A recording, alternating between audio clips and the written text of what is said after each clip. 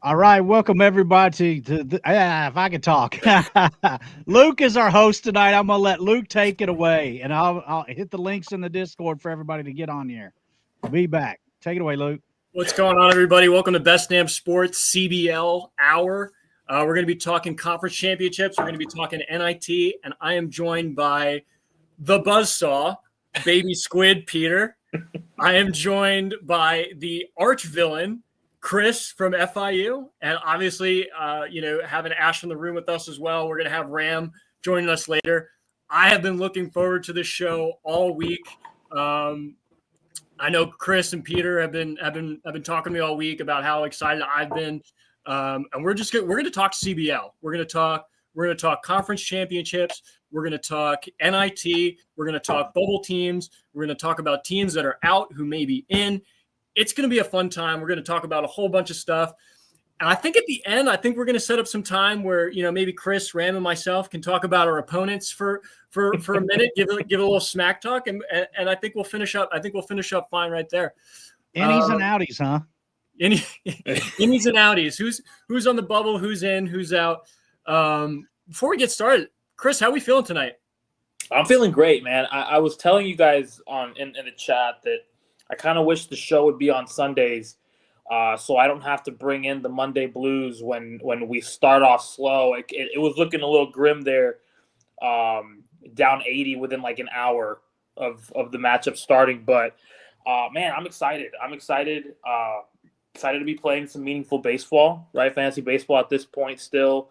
We talked about it when we began. My spot was pretty much locked in, but these games mean as much to me as they mean to anybody else, right? Like I want to win. I'm a competitor, right? We all joined this league in one way or another to try to win, whether it be this year, next year, whatever the case may be. That's the end game. So, all the rumors and talks of the American Conference trying to get in a fifth, maybe even sixth team. You can put those to bed. I'm not trying to lose on purpose. But I mean, it was a good week, right? Beating FAU 2 out of the last 3 weeks is nothing short of a tall task, and we pulled through. I mean, I didn't even prompt you about whether or not you were going to try to lose to get someone in. I'm glad you just opened up with that. I'm sure that was weighing heavy on you, and you just admitted to that. So that's great. That's awesome. Peter, how we doing tonight? It's sad boy hours here in Rutgers land. Unfortunately, we're not able to overcome the 2-start to 0-start Sunday that we had. We had Yamamoto and Cease put up an absolute gem for Old Dominion, and I had Jose Buto was my only pitcher that went in all that day.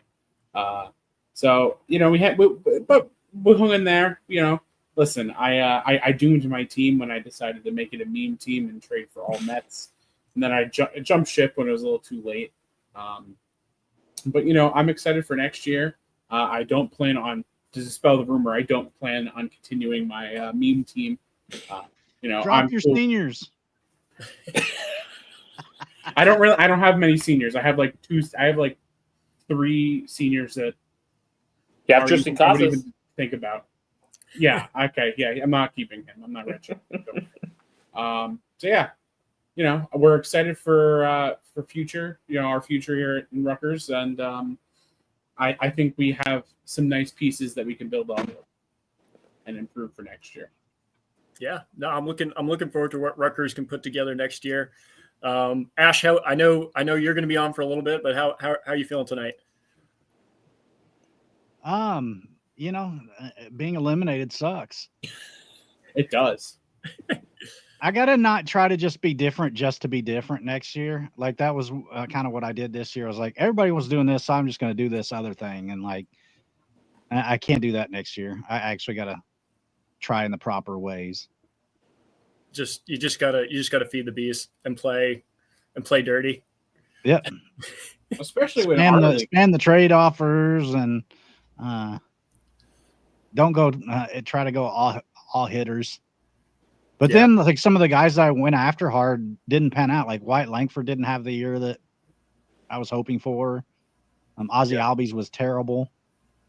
So No, he has not been great this year. the last month he's been on fire though. It's like, well, thank you for showing up. Right Like, at the end. Too late. Well, he just, he kind of gives you those glimpse of hope for next year. Like, maybe I should roster him because he had a good second half, and then he just turns around and shits the bed again. Probably. Yeah, happens all the time. Ash, did we put a link out on the Discord? The Discord, yeah. Okay. Yeah. Anyone watching, definitely leave some comments. Obviously want to hear your feedback on this week and what's upcoming this week. And man, I mean, we'll take callers as well. Anyone who's interested in talking about CBL, love to have you on and chat about this upcoming week. And like I said, last week's matchups too. Like I said, we got a lot to go over. You guys ready to get started? Go ahead. Let's do it. Since Ram's not here, are we starting backwards? We'll start with the NIT and then kind of work our way into the conference championships. Absolutely. All right, so let's start with some NIT matchups. If y'all just give me a second.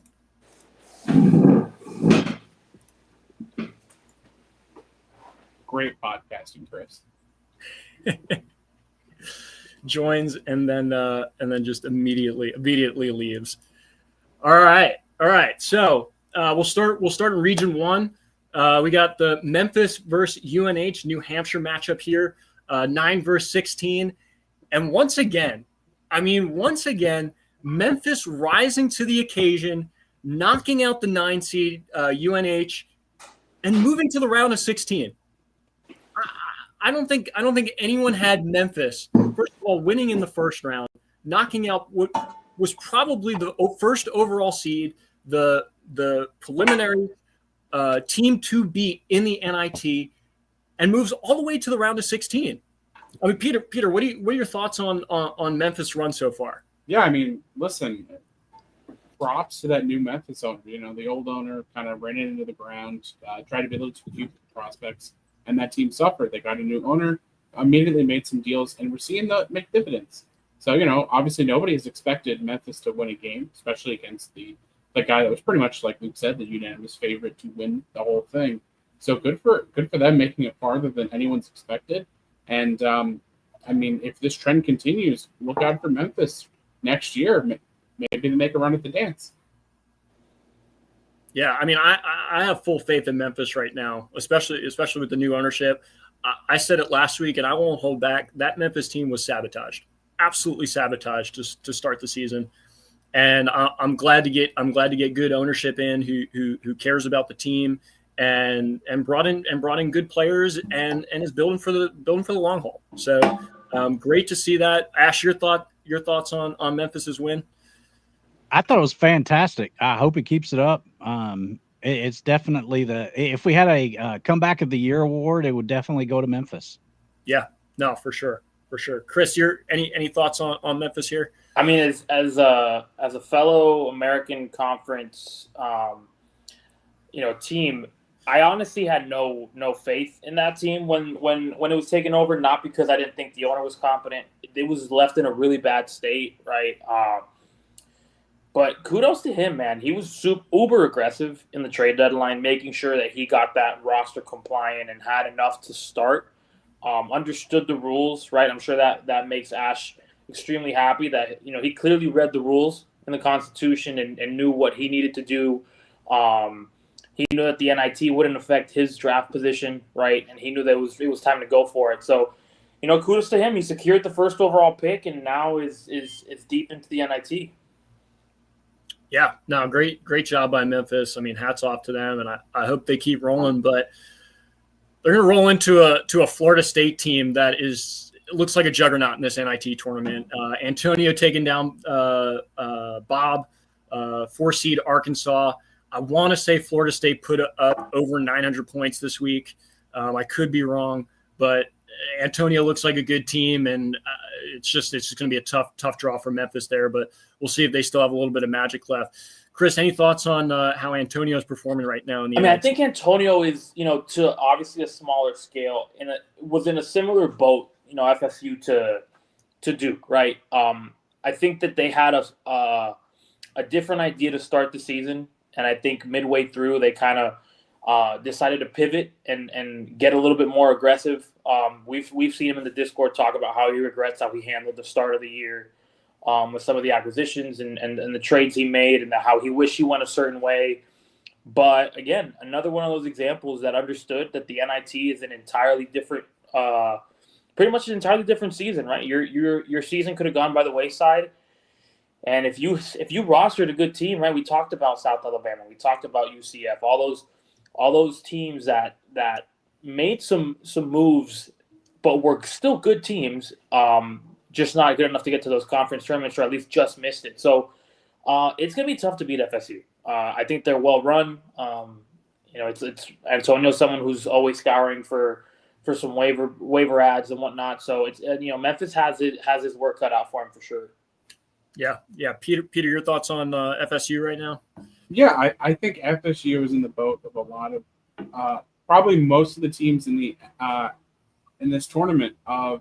They were a good team. It's just that their conference was really strong. I speak for the Big Ten. Quite honestly, there was a huge power. There wasn't a big power divide. It's pretty much very top heavy. I mean, I believe the Big Ten is the only conference that has the 1 and 2 seeds in the conference final.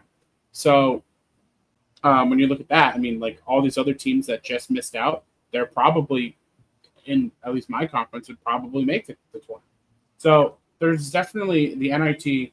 There's just because you missed out on the conference, like you're not a bad team. Like a lot of these teams are quite good and could have made a run in a different conference. Yeah. Ash, any final thoughts on FSU here? No, Antonio's done a great job. I think Chris said it well, talking about how Antonio pivoted there after a rough start. I'm looking at this regional final. These 4 teams in this region that are left are all solid teams, in my opinion. Like Memphis, Florida State, UCF, and Ole Miss. That's a solid regional Final Four there. So whatever team gets out of this is going to be battle tested and well prepared for the actual Final Four. Oh, for sure. So, Ole Miss taking down Boston College, hotty toddy Ole Miss, almost getting the win. Love to see that. UCF taking down Auburn. Auburn was a very good team coming into the tournament. But I think a lot of people had the same thoughts about UCF. I think UCF was a good team throughout the season, and they're showing it. They're showing it now in the NIT. So good job by UCF and Ole Miss. I'm going to slide over to Region 3, and we'll start up here at the top. We'll talk about Carleton versus Oklahoma. Oklahoma also a very good team. But Carleton looks good, and they're a 1 seed, taking care of business against Oklahoma. Peter, any thoughts on Carleton's performance this week? I mean, I feel like Oklahoma is they remind me a lot of my own team. They every once in a while could flash up, and I feel like they weren't necessarily a stranger to scoring and like the top 25 scoring. I do remember seeing them there at least once or twice. But good for Carleton to pull it up, and that's I don't really know much about Carleton, but I know Oklahoma is pretty good. So if they beat them, good for them. Yeah, for sure. Just below them, we have number 4 Campbell taking out Colorado School of Mines, which is the longest team name in the league and the most frustrating thing to try and database for. But I appreciate the creativity with the team name there. Chris, any thoughts on Campbell this week? I mean, Campbell was one of those as well that they were in the bubble for that conference tournament, so we knew going in they were going to be a tough team, right? They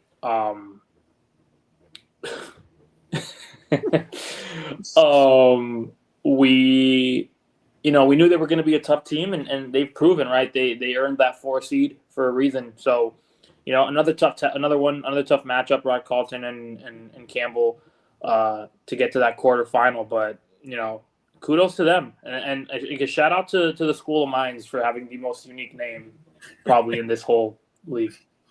The final time that the Colorado School of Mines will be mentioned. They have been eliminated. Is he okay. Is he changing his name for next year or just? I doubt it. Okay. No, the school that he wants is Northern Colorado, but it was also taken by another alumnus of the Northern Colorado Bears.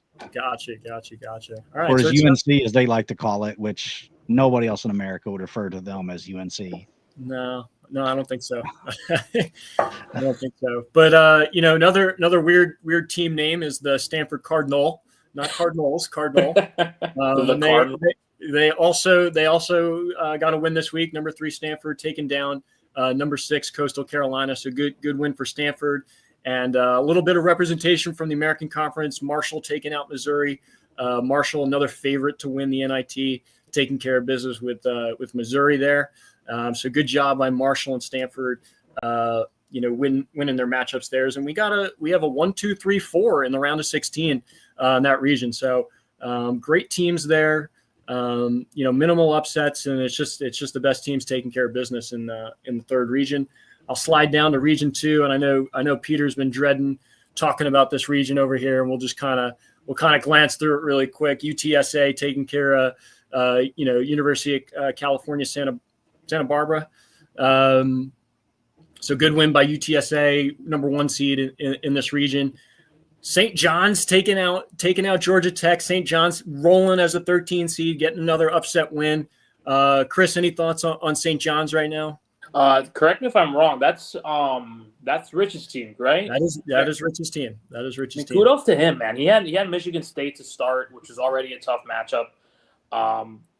So he gets out of that one, and then he gets another, higher seed, and for a reason, Georgia Tech, another one of those, solid teams. And again, just further proving that in the NIT and just how we've seen in the conference tournaments, at any given point, right, you can get out of your matchup. So shout out to them. They have a really good team in UTSA, right? A team that when he was facing DBU, I'm pretty sure through like 5 days there was a 5-point difference between their totals.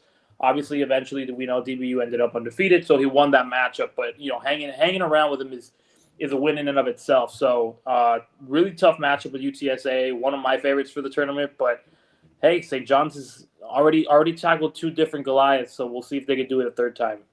Yeah, no, hats off to Rich there. Great job, and hope they continue rolling, especially with the Big East representation there. Nothing happened in the next matchup. We'll skip down to the bottom over here. That's okay. We can talk about it. Look, it's Sacramento State taking out Georgetown. I had Sacramento State as the number 1 seed overall for the tournament, so they're taking care of business, taking out Big East friend in Georgetown.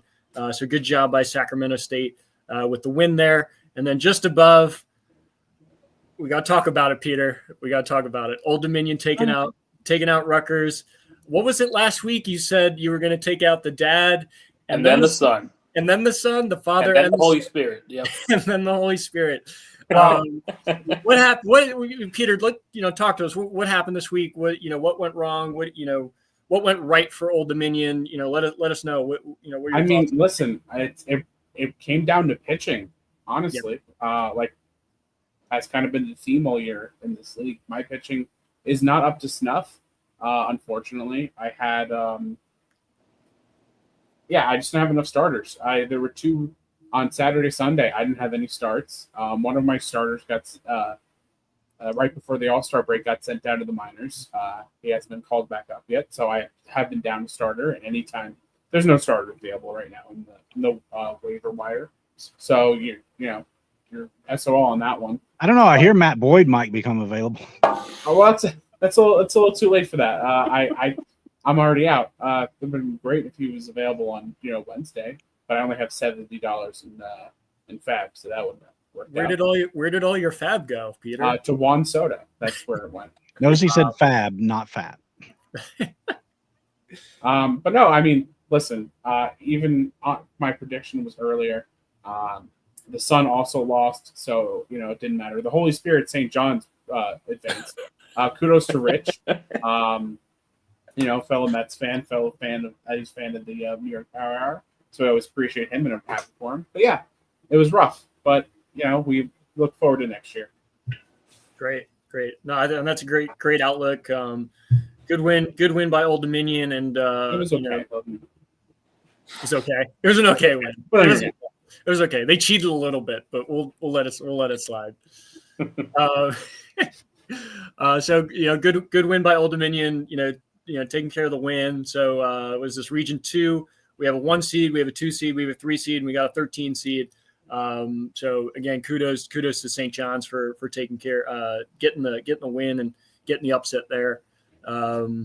Cool. So I don't think there's really anything else to talk about in the NIT. There's nothing else of importance. We're gonna do this for 2 in a row. There's nothing important happening unless you scroll over to the fourth region over here.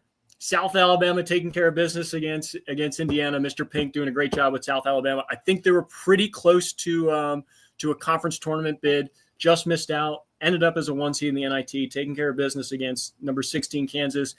Repeats. Take care of business against Indiana. They got a tough matchup.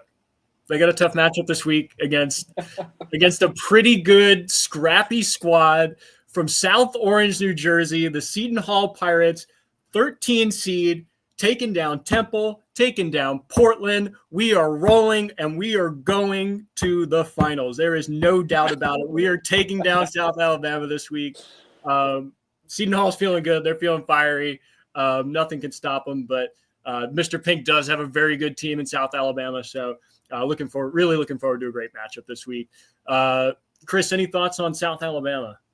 Man, I mean, when we talk about bad luck at the start of the year, that was Mr. Pink, right? He had a grueling start to the season in terms of his opponent, right, and taking some tough losses that ultimately ended up costing him a spot in his conference tournament. But now this is their Super Bowl, right? Playing the Pirates is their Super Bowl. So, no, I mean, in all honesty, it's been great to watch Seton Hall go from, 3 wins all season to now 3 wins in the NIT, and apparently heavy favorites against one of the NIT favorites in South Alabama. No, I mean, it's great. Again, Ash talked about this ad nauseum from the start. You just got to win 1 week, right? And then you take it week by week, and we talked about how important the playoffs were, right? And prepping for the NIT, even if you weren't going to be a good team, and stashing 1 or 2 seniors for this tournament run. And some teams took that to heart, and they took the advice, and others haven't, right? I'll be the first to admit that a lot of the American teams are no longer remaining after a lot of smack talk about the American Big East. No, we haven't gotten there yet. We haven't gotten there yet. That's okay. We'll address that. We'll address that. But no, I mean, in all honesty, kudos to you. You took it a step further. I didn't think you'd even win one. So we can move on, right? We've given you enough. We've given your flowers enough. Hold on. Maybe I have something to say. Why are we just ready to move on? All right, Peter, do you have any thoughts on the other school from New Jersey here? I absolutely do. As a fellow school from New Jersey, listen, I understand Memphis. We're all impressed by them. What did he do? Wow, they were terrible, and now they're not. Seton Hall is my Cinderella for this tournament. I think Seton Hall is about to go on an absolute run, the likes we've never seen. I mean, they have just a bunch of studs on their team. Ryan McMahon, he's fine. You want me to look up your team? List them all up, please. The best mustache in the league, Austin Wells. Kyle Manzardo, he's a person. No, I'm not going through the whole list. But listen, Luke. But I will listen. The absolute star of the show, and I can't believe we have him as a freshman. Trent Grisham, like what a hero that man is, and he's clearly you got him. I mean, you traded for him, right? I did. You traded for him, and I think your season from there really took off. He's a good locker room guy. Really helped just get everybody on the same page there at Seton Hall. So I think that was really the turning point of your season. Peter, I'm so glad you said that, because that's the only thing that's been running through my mind is that Trent Grisham has turned this team around. We picked him up at the deadline, and we've just been rolling. We've been rolling ever since. And I know Ash is feeling the same way too. He was fortunate enough to be able to be at a game where he got to see Trent Grisham get 5 in all his glory. In all his glory. We got to rise up for Trent Grisham, baby. I wanted to save this for Wednesday night, but Trent Grisham has 20 home runs this season. He has 20 home runs this season. He might fail a test. Can we? No, see, that only happens in Atlanta. Has That he been only working happens- out with I have a Fernando question. Tatis? Luke, I have a question, and this is extremely off topic. I do apologize, but I do have a question. Yeah. Luke, are there any Atlanta Brave outfielders that have 20 home runs this season? I don't think so. But Does Atlanta have 20 home runs? Do all of their outfielders combined have 20 home runs? I mean, maybe we might they find could out use- Wednesday night on the New York Power Hour. We might pull those stats together and see if that's true or not. Yeah, why don't you tune in, guys? Tune in Wednesday at a time. I don't know, 10:30 ish. 10:30 ish. No, I'm excited for the NIT, and excited to get a couple wins. It's been a tough season for Seton Hall, and I'm looking, like I said, I'm looking for the NIT. I'm really looking forward to next season as well. But we'll keep rolling. Mr. Pink has a good team there, and hopefully we can match up well against them. Last two matchups here. Michigan with the upset over South Florida. San Diego taking care of business against number 7 Syracuse. San Diego, number 2 seed, back-to-back wins. North Carolina and Syracuse. So good wins there. Peter, Chris, any thoughts on Michigan and San Diego there?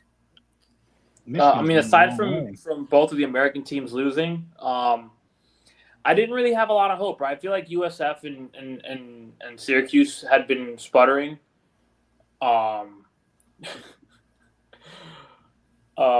They'd been sputtering, here towards the end of the season. Clearly. Come on, just give me my moment. Just give me my moment. Listen, I'll give you Trent Grisham all year. I'll give you Trent Grisham. Ram sold me Trent Grisham for $5, and he may have been the reason I got out of the semis, but not to keep dragging Ash's face in the mud. USF and Syracuse have been spiraling towards the end of the season, and their points totals were dropping, specifically USF, right? Ironically, one of the teams that did beat me went absolutely nuclear. But hey, kudos to Michigan. San Diego was one of the higher seeds, so taking care of business. So we potentially have a Seton Hall and a 6 seed in the next round. So that'll be fun. Sorry, Mr. Pink, if everyone's counting you out. I know Ash probably isn't, but I'm not counting out Mr. Pink. I'm counting out Mr. Pink. I'm rooting for South Alabama to win this whole damn thing. They're going to knock your ass out, Luke. Wow. We just got to end this right now. Michigan has -3 points. They're going the wrong way. That's okay. Hey, Ash, I had -13 an hour ago. So yeah. But we weren't talking about you. We weren't talking about the winners. I do. We haven't gotten there yet. Just a Nobody quick cares about the observation. winners bracket. So, Chris, in your conference, it just means most. Right? Is that the slogan? So hold on. No, yes or no. It's a yes or no question. Hold on. It's a yes or no means question. most because it just means more was already taken. But Okay, so it just means most. But that's weird. I see that you guys lost. One of your teams in that conference lost to one of the teams in my conference. that's fine. Hey, listen. So it means the most Moster? is This because one we're going time to take the most at teams band camp? into the big dance. So that's where the most comes in. Is the Big Ten? It means Moster. Like I don't like Most And is. if you want, Yeah. That's it. So yeah, I mean, let's roll through here. I mean, you have Memphis from the American Conference. Anyone else? on there's this two. side? There's 2 teams. 2 teams. Okay, so two from the American Conference. Okay, Ash, I we can move on to the next slide. No, I just want to say, the Big East has 4 teams left in the NIT, and the American have 2.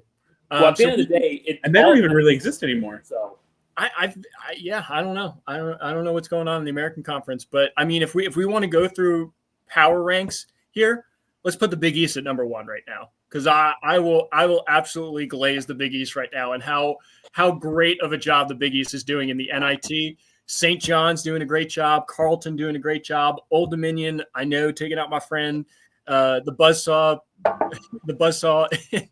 in Rutgers. But great job by the Big East this week, taking care of business. if it helps you slander the American Conference, then it's a sacrifice. Well, was it that Jesse called you earlier, Peter? I think the American Conference's new slogan should be "It just means fraud." It just means flawed. Fraud. The Ash didn't even think that was funny, but we can keep going. Yeah. It's okay. Luke laughed. That's all that matters. I just, it just means the most. That's all that matters. It just means the most.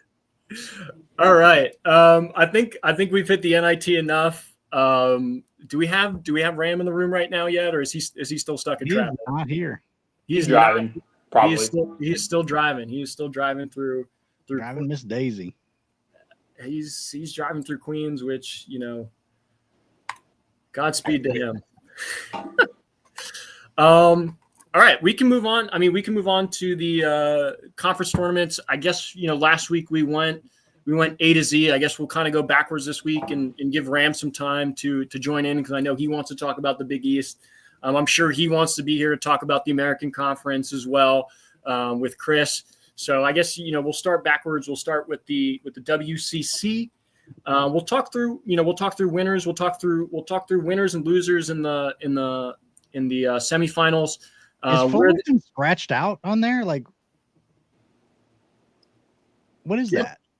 Yeah, they're done. They lost. Yeah, but that's the only one that's. Oh, I see Never mind, Santa Clara. Yeah, never mind. That's my bad. I looked at it wrong. No, you're good. You're good. Yeah, we'll talk through winners and losers of the semifinals. We'll talk a little bit about bubble teams, but we'll really focus on bubble teams later, because there's a whole separate section set for that. So let's get started here. Northern Colorado taking out number 5 Cal State Fullerton, Tony Angel's team. Barton College continuing to roll, number 6 seed, taking out the number two Santa Clara. Just absolutely washed them with 821 points. So, kudos to KPA right there. Big win for Barton College, and they'll be taking on Northern Colorado in the championship here. And for Barton College, it's winner in. It's winning in for them. So they have to take care of business against Northern Colorado. The plus side for them, they outscored Northern Colorado last week by almost 40 points. So there's a lot rolling for Barton College right now. I can't say they did not outscore them in the first round of the conference tournament, but they looked great last week.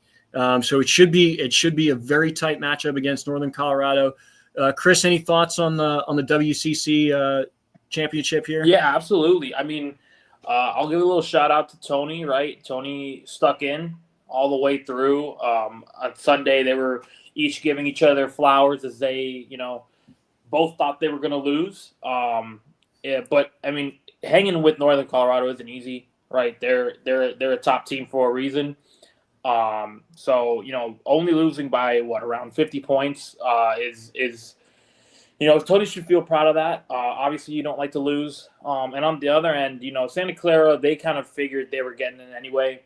But what Barton College did is super impressive, because Santa Clara outstarted them by, if I'm not mistaken, an egregious amount. Wow. I think on Sunday, Santa Clara had 5 starts to Barton's 1 maybe, or 0. I'm not even sure. And the lead was actually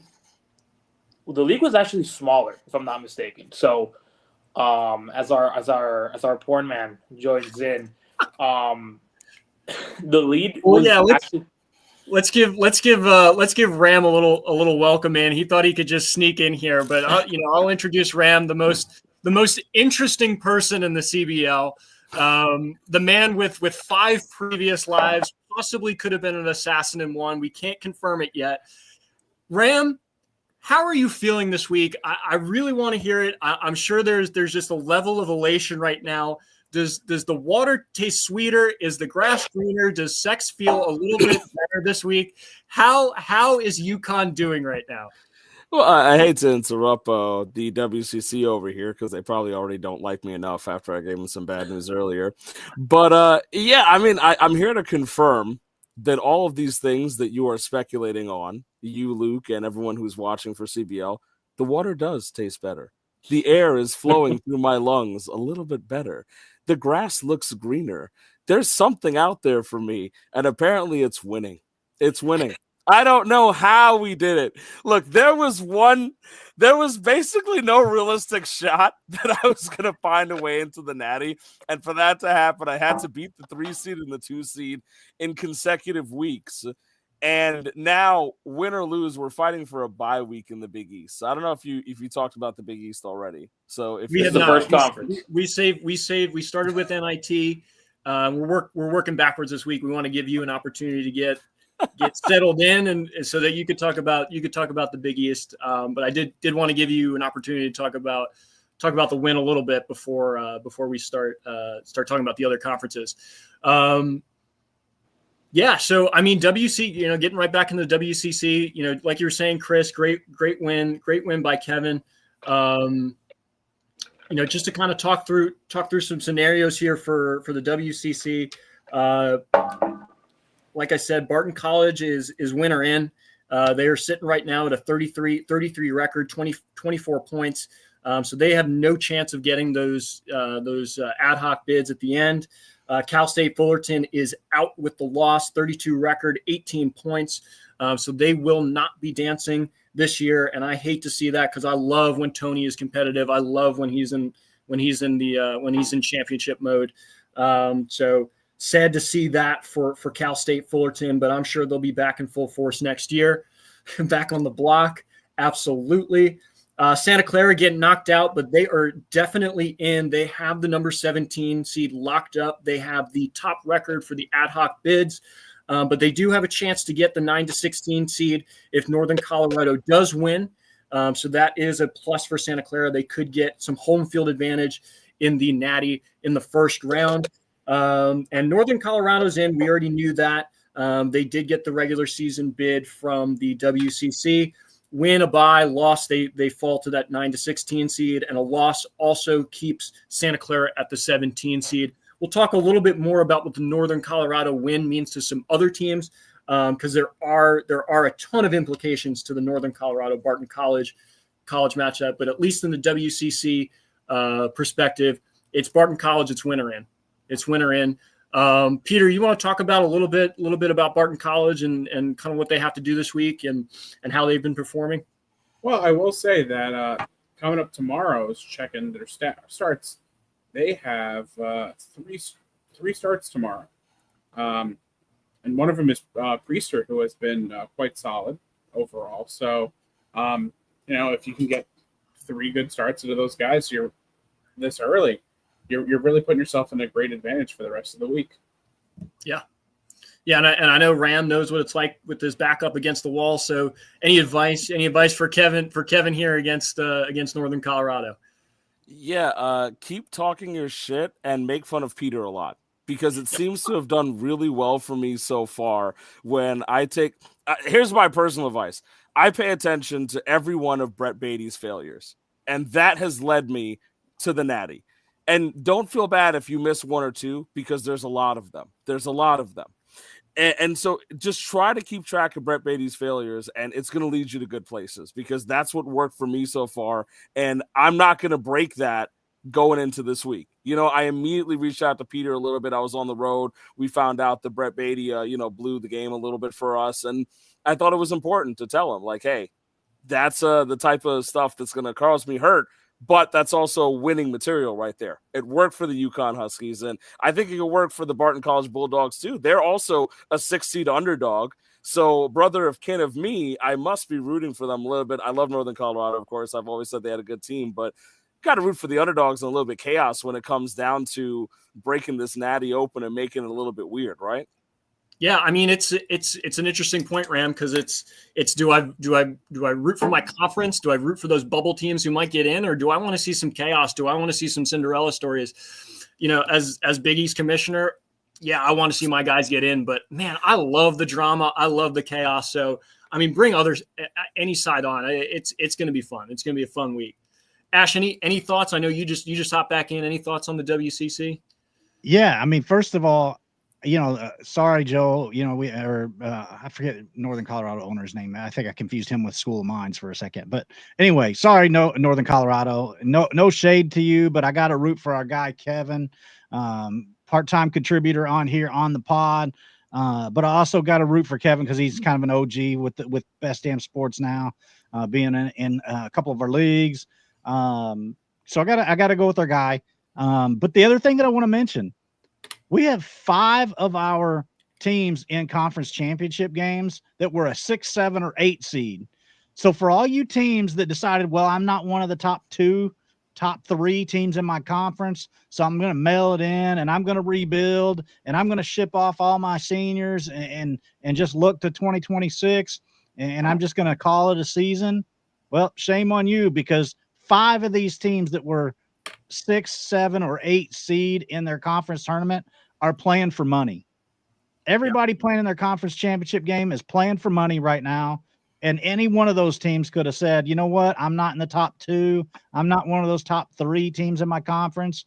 So, I might as well just bag it and not even try to win my conference. Well, these teams didn't do that. And these teams have a chance to not only win money, but get into the NCAA tournament.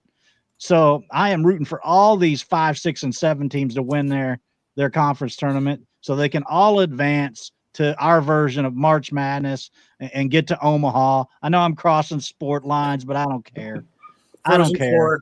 This is New Year's Day bowls. This is the BCS. I mean, we are going for it. And those teams that got those 6, 7, and 8 seeds that are still playing, win it. Yeah. All right. So Ash has got Barton College.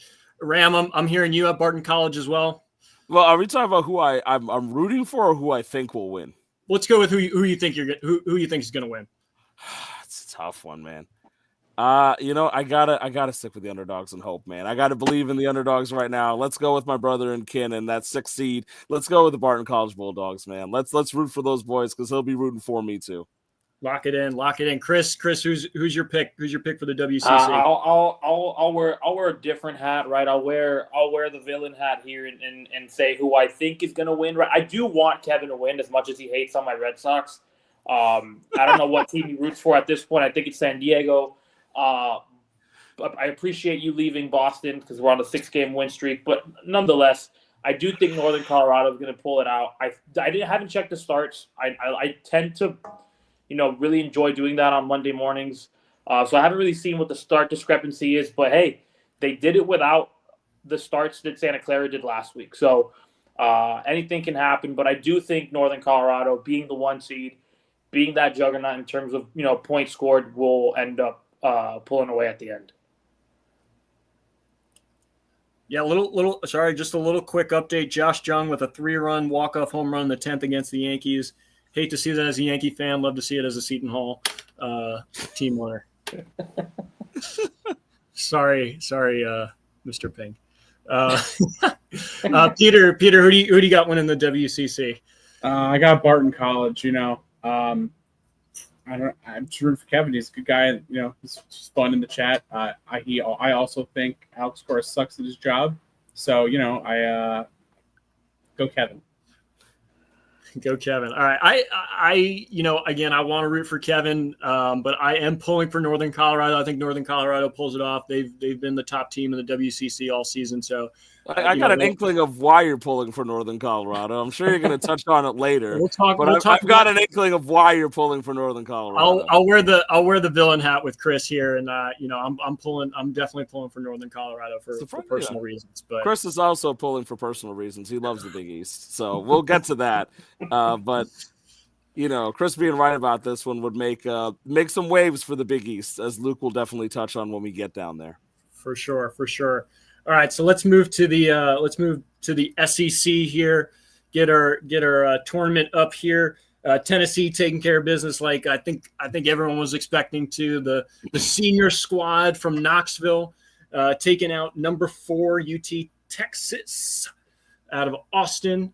Bama taking care of the little engine that could, Vanderbilt, who took out the mighty LSU in the first round. So hate to see that with Vanderbilt. They had a good run in the first round, but get knocked out by Bama. So we'll see Tennessee against Bama in the championship. And like Ash said, it's another 6 seed taking on a 1 seed. Another 6-1 matchup, exactly the same as the Big East and exactly the same as the WCC. Yeah, I mean, if you love chaos, you love what's going on in the conference championships right now. Ram, I'll turn to you first. Thoughts on Tennessee, thoughts on Alabama.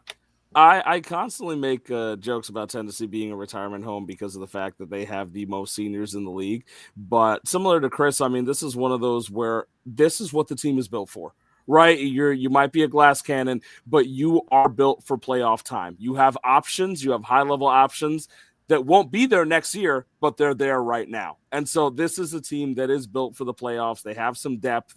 They had a lot of seniors on the IL too. They've been able to switch guys around. The point being is that I don't think they're in significant danger here. And I will, again, brother of kin, 6 seed Alabama. I love that. I will always root for the underdog. It's a lot of fun for me. But just like in my matchup, where I'll speak honestly, it's going to be difficult. It's going to be difficult for Alabama because you can see it too right there on the screen. Alabama in their winning week in that combined week 1 was still outscored by 300. And then last week they were outscored by about 400.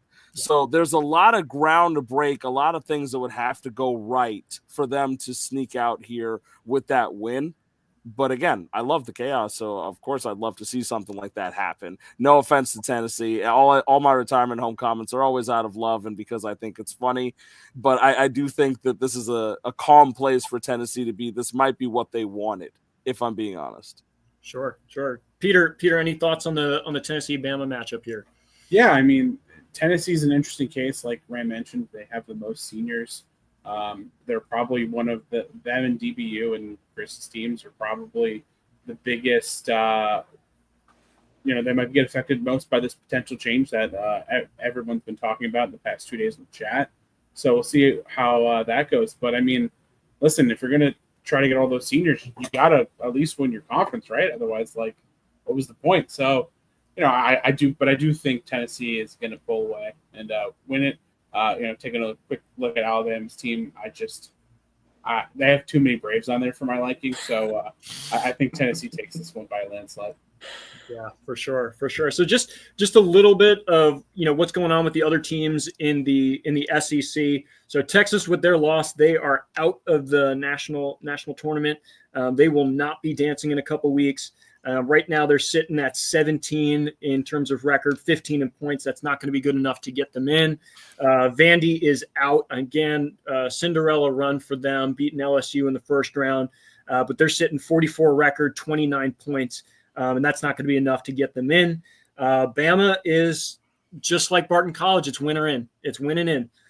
41 in records, 43 in points. That's not going to be enough to get them an ad hoc bin, so they have to win the SEC tournament to get into the Natty. The senior squad out of Knoxville, they are definitely in, but a win here gets them a bye in the first round. And I know everyone in their conference tournaments wants that bye in the first round, so they're going to be gunning this week to get that win.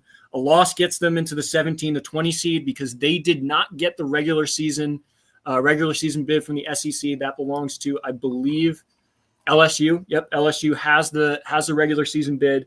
So Tennessee is definitely in, but they definitely want that bye in the first round. So this would be a big win for them getting the conference tournament.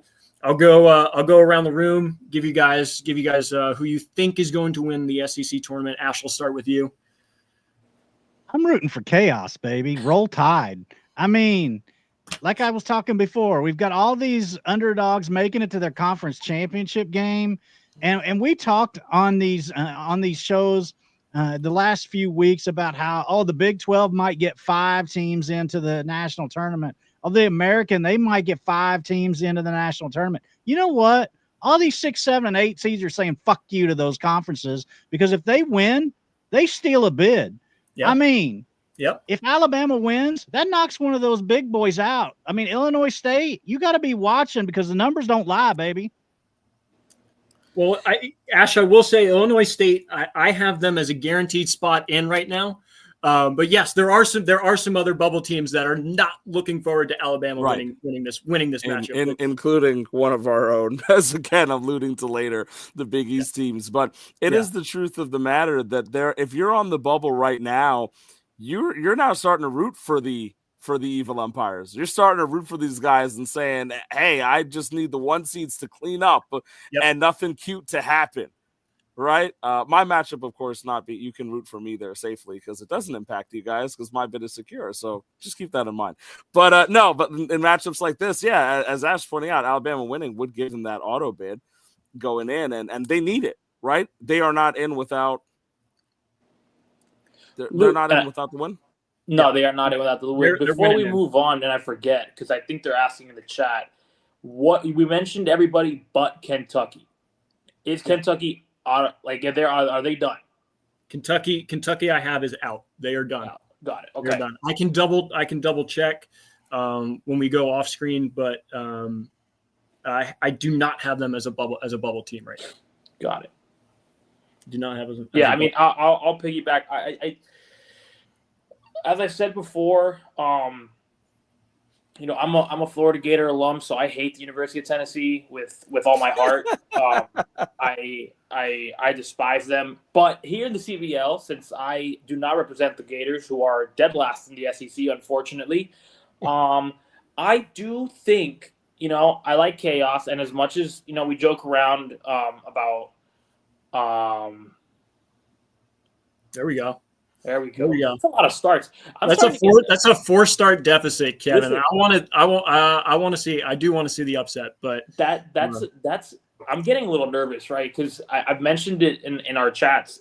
A lot of these teams, or a lot of the bigger teams, have way more starts than I do. So I miscalculated somewhere before the trade deadline. But before we'll get to that later. I still think Tennessee pulls it out, right? They score at an obscene amount, at an obscene rate. So I don't see them losing. But again, I think it'd be cool, right? We joke around about the American getting 4 or 5, maybe even 6. Realistically, I'm in it for myself. So I'm all for Alabama winning it. So at the end of the day, we'll let those starts to be the deciding factor. But I think Tennessee has, again, we talk about the amount of seniors they have. And Peter mentioned what'd you do it for? You have to win your tournament. Yes, but also at least DBU, Tennessee, and myself, right? I'm not sure who else is a super, super, super senior heavy team. We at least made it somewhat worth it, right? Because if you didn't know, if you make the conference tournament, you're at least guaranteed the conference final. You're at least guaranteed some money back. So, it at least makes the investment in seniors worth it for this season. But like Luke said, no one wants to lose, much less in this final with a bye week. In up for grabs. So it's gonna be fun, man. I'm sure Luke does the same thing. I'll spend most of the night scrolling through all the other matchups because I see my app. I look at my app 10, 15 times a day. I know what my players are scoring, but it's fun. I think it's more fun to watch everybody else's matchups, see how they're doing, especially see some of the players that you moved and could have still had on the team. So I'm looking forward to watching all these underdogs play. Cool. Yeah, Chris. So who do you got? Who do you got for the win here? Tennessee for the win. Peter, who do you got for the SEC? Who's going to take it home? Listen, I know I'm just a guy from New Jersey, so maybe the SEC, and it eludes me that whole aura thing they got going on there. But no self-respecting college sports fan that isn't from Alabama roots for Alabama. So go Tennessee. I do think Tennessee takes this one as well, and it's the same thing in some of mine matchups. These 1 seeds are 1 seeds for a reason. I beat a 3, I beat a 2. I'm going to be talking about beating a 1 if I can, but it's hard. And Tennessee's 1 seed for a reason. I think this is where those deficits show. Yeah, those start deficits referring to, by the way. No, there's no doubt Tennessee is not a good team. They're a great team in this league, and it's going to be very difficult for Bama to beat them, and that would be super chaos if Bama beats Tennessee this week. So I think we're basically unanimous here. I think we all think that Tennessee is going to take it home, and the senior squad from Knoxville is going to lock up a bye in the first round. We'll move on to the Pac-12, Pac-10, Pac whatever number you want. That's my favorite one. Put behind it. I see a lot of bright eyes here. I am very excited about this. I know we have it labeled here as the Apple Cup, Washington State against Washington. The number 8 seed Washington State continuing to roll, taking out Washington with a solid win too. I mean, it wasn't just a kind of pass by. They beat them by almost 70 points. So great job by Washington State there. UCLA taking care of business against Long Beach State. So the 2 seed knocking out the 3 seed, and we have an 8 against a 2. So back to back 1 versus 6. Now we have a 2 versus 8. What is going on in the Pac conference right now? Peter, I'll start with you. What are your thoughts? What are your thoughts on the Washington State win and their matchup against UCLA? Well, I mean, listen, victory in the Apple Cup sure means a lot for those people in Washington. So good for Washington State to pull it out. This is probably the most balanced of all the conferences, and I think the group is in this finals here. 2 seed and an 8 seed. Especially beating Washington State. They beat Cal. They beat the 1 seed there. Good for them. Cal only had 3 losses coming into this tournament, and they beat them by 300 points. So that's very impressive, and they have momentum on their side, and it's gonna be tough for UCLA to overcome, I think. Yeah, no, for sure. Chris, any thoughts on the matchup here? Yeah, I mean, when you pulled over to this slide, I got excited just because, again, I like to embrace the chaos, and Cal, I'm pretty sure had his spot guaranteed already. So correct. And shout out to Cal, right? We all love him. But I really wanted Washington State to pull this out, right? Just we wanted that 8 seed. I think they were the lone 8 seed in the second round. So to get through, regardless of who they were playing and how many points, the score line honestly doesn't even do it justice. So like Luke said, they were comfortable on Sunday, right? Some of us woke up a little sweaty with some night terrors on Sunday morning. Washington State probably wasn't one of them, right? I think they felt comfortable. They knew they were, they just needed to do the bare minimum to get through on Sunday, and so kudos to them. And rest in peace to Long Beach, to the Dirtbags, right? The social media darlings in this podcast. Mark's favorite team, like Luke said last week, probably the coolest name out of any of the 128. Valiant effort, right? They made the finals in the Buttermaker, right? They were the ones who lost to DBU, and it got really close. We'll see later. I'm sure Luke will tell us if they are a bubble team or not, but it's just awesome to see an 8 seed make this run and have a potential championship, right? It makes some of the team, like, again, we talk a lot about the senior heavy teams. It makes us have some hope, right? Because my team isn't going to be great next year. I'm going to have to put in a lot of work. So to think that an 8 seed could still go dancing it's honestly awesome, right? Because it gives everybody hope. You just got to get hot at the right time, and get that auto bid, baby. Yeah. So I think before we get into picks for this for the Pac-12 championship here, let me go through on what it means for winners and losers here. Washington with the losses out, they are 22 in record, 16 in points. They will not get the ad hoc bid. Long Beach State with the loss, they are a bubble team. They are 100% a bubble team, and we'll talk a little bit more about what they need to do or what other teams need to do in order to get them dancing in a couple weeks. Washington State, 8 seed, they're winning in.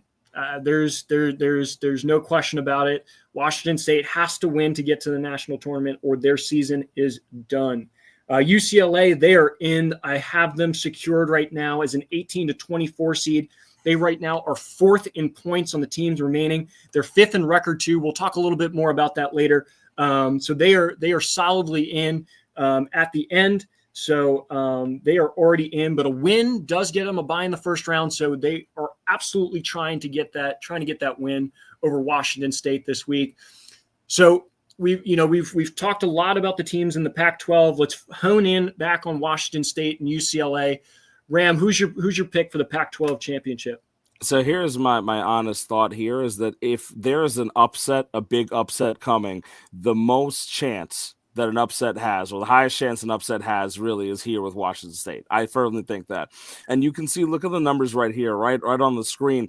Long Beach State was the top scoring team in week 1, and then they were the lowest scoring team in this conference in week 2. It goes to show the validity of these matchups, right? But to speak to what Peter and Chris touched on in terms of consistency, right? Long Beach State put up good numbers then, and then they dropped off. Washington State put up good numbers on week 1. I think that was the highest score in week 1, right? And then close off to the highest score in week 2. An upset's very possible here. And if anything, just to shut some people up, an 8 seed should win some good conference championship money. So, to touch on Ash's point there and to go with that, I think the biggest shot for an upset here could be Washington State in terms of the low seeds versus the high seeds. So even more confidently, me talking about Barton, which was more an emotional pick than a logical one, I think Washington State pulls this one off. All right, Rams got Washington State, the upset winning. Peter, who do you have winning here? I also have Washington State. I just think their momentum is really going to carry through. They have, I just like them. They have a certain vibe about them, and they're who I'm picking. They got the good vibes going on at Washington State, up in the Pacific Northwest. Good locker room chemistry, as Peter's reporting here, and that's really important for a run here. Chris, who do you got winning, UCLA or Washington State? I'm gonna go with the boys and go Washington State, man. I think they've been consistently one of the best teams in this conference tournament. They would have lost by around 40 to UCLA, so they're within reach. It's not like UCLA has been lighting up the scoreboard much more than Washington State has. So I think this is a pretty even matchup. Again, haven't really gotten a chance to look at the start discrepancies in any of these matchups, really. But also, before I forget, I would really appreciate it if everybody just put all their starting pitchers on Monday for the rest of the week, so I don't have to go do the math, because I hate going one by one and adding all the starts. I don't want to see, for example, I'll spoil it. I don't want to see that Delaware has 5 starts and I have 14, because that's not real, right? I hate that. Anyway, with that being said, I'm going to stick with Washington State. With that being said, I think Delaware is going to intentionally set their lineup day by day to antagonize you. Yep. Now, I just want to be clear. Okay. But I know that they're literally going to just go ahead and every day be like, let me just take my sweet ass 10 minutes before game lock time. What's funny? In our group chat, that I'm sure already, maybe Luke saw, he already said that he doesn't want to do that. So he thinks he still has a chance, right? He doesn't want to see me have more starts than he does, which is not factual, because he got busy. We'll talk about it a little bit later. But Washington State, man, they're what, the Cougars? Yep. Let's go Cougars. We love Cougars. We love Cougars. We absolutely love Cougars. I love how that was unanimous between the 4 of us. It just really tells you what wavelength we're on. Absolutely. Spend way too much time talking to one another. I didn't drink enough for this podcast. All right, let's that's what I've realized now. On to the Big 12. I'll finish this off here. I'm gonna go UCLA. I'll go against the 3 of y'all. Yeah, sorry. I'm gonna go with the favorite here. I want another team from California to make it to the national tournament, and hopefully they can secure their bye. So UCLA with the pack, and it sounds like the 3 of y'all have the Cougars going with the win there. So we'll move on to the Big 12.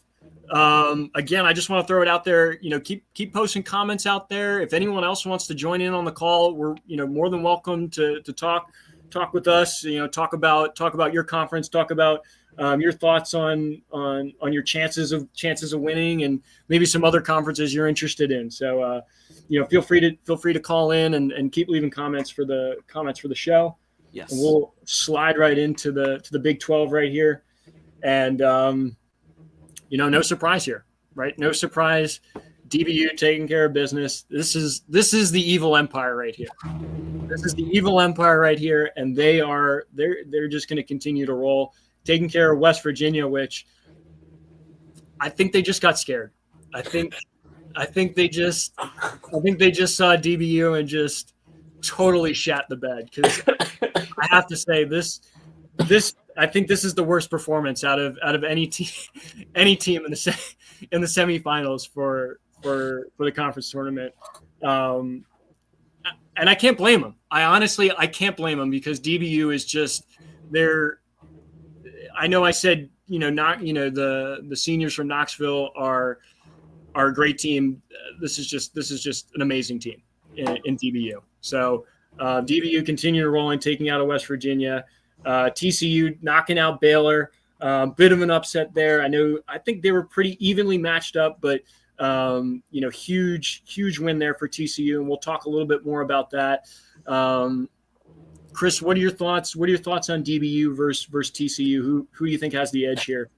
I mean, as much as everybody wants to call Jeremy the evil empire, well, everybody but Peter, because Peter has a crush on Jeremy now. DBU's that's been Dr. Jeremy to you. Dr. Jeremy. Yeah. Sorry. Dr. DBU. Sorry for the disrespect, yeah. Dr. DBU. Yeah. He didn't spend 8 years in Evo Medical School for you to call him Mr.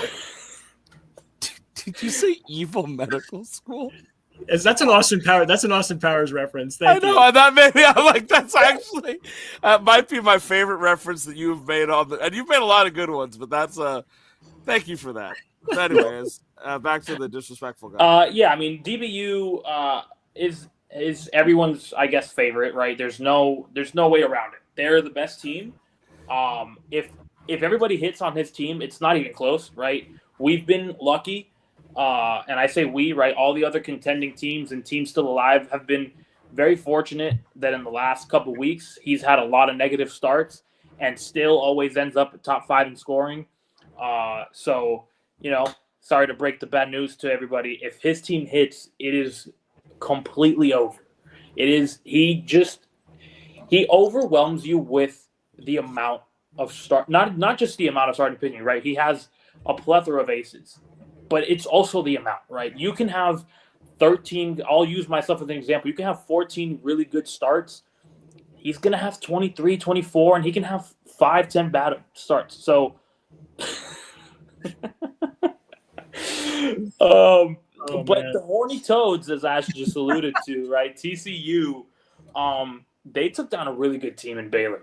They took down a really good team, and they put up 918 points, right? We talked about how fortunate, the league itself has been with DBU not being up to its full power. They have a shot, right? Like we talk about it. Ram likes to use ad nauseum about how any given week anybody can beat anybody. At this point, there is no clear cut. The game's over before it even starts. So TCU is gonna have his work cut out for him. He's gonna need some good luck.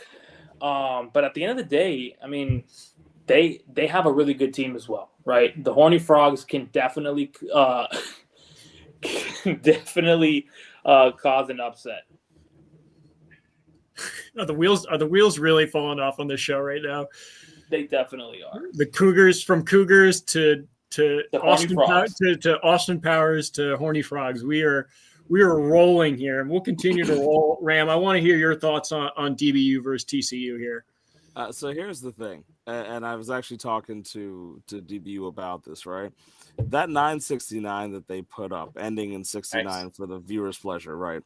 But that 969 that they put up last week, if you take away their last day, was actually a pretty bad week for them. And I feel like that's a rough one for TCU, because you would kind of hope maybe it really depends on mentality, right? Because you might be thinking, oh, if they had a huge week, they're going to keep the momentum going into this week. Or you might be thinking that, oh, if they had a bad week, I can catch them still in a bad week. But for me, the way the volume of the starters work is that he's due for a good week. And I feel like this is one of the worst weeks to face the consensus number one team in our 128 team league.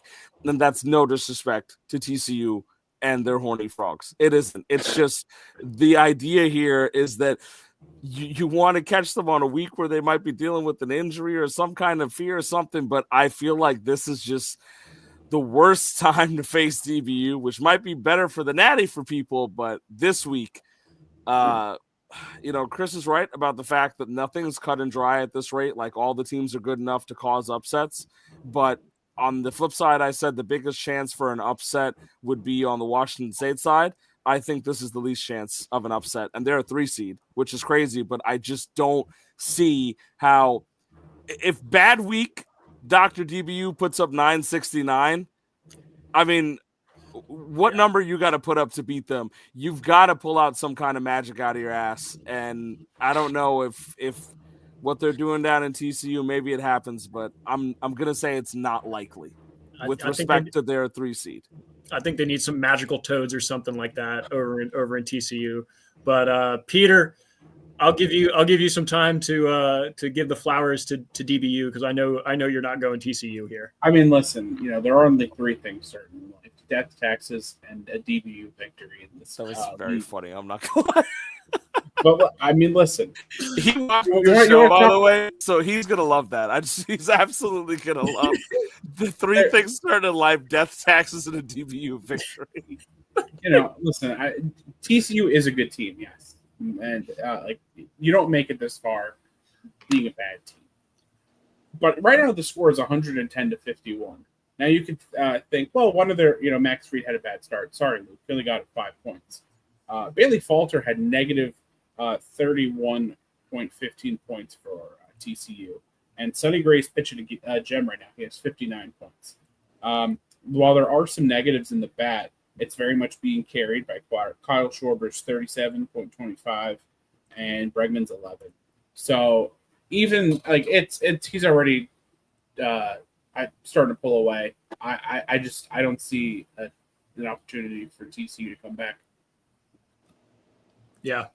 No, and I also want to say to the viewers too, Peter is exhausted. He worked the whole day, and I think exhausted Peter, we get the best out of him, because you're just spitting fire right now, my friend. So please continue with the show. I'm gonna agree with Luke on that one, by the way. I think tired Peter is the best version of Peter we've gotten so far. I don't know. I what was it when we did that 5-hour stream? That last hour was rough, but I'm nowhere near them. You were slugging along a little bit. I didn't want to say anything last week, but we were happy to have you then, and we're happy to have you now. But like I said, I think we're getting the best out of Peter right now, and that gets me very excited. Before we get into final picks for the Big 12, just want to go through some words, We'll go through some scenarios. I guess that's a better word. I can pronounce that one. That's fine. It's about the implications. Yeah, implications. Thank you.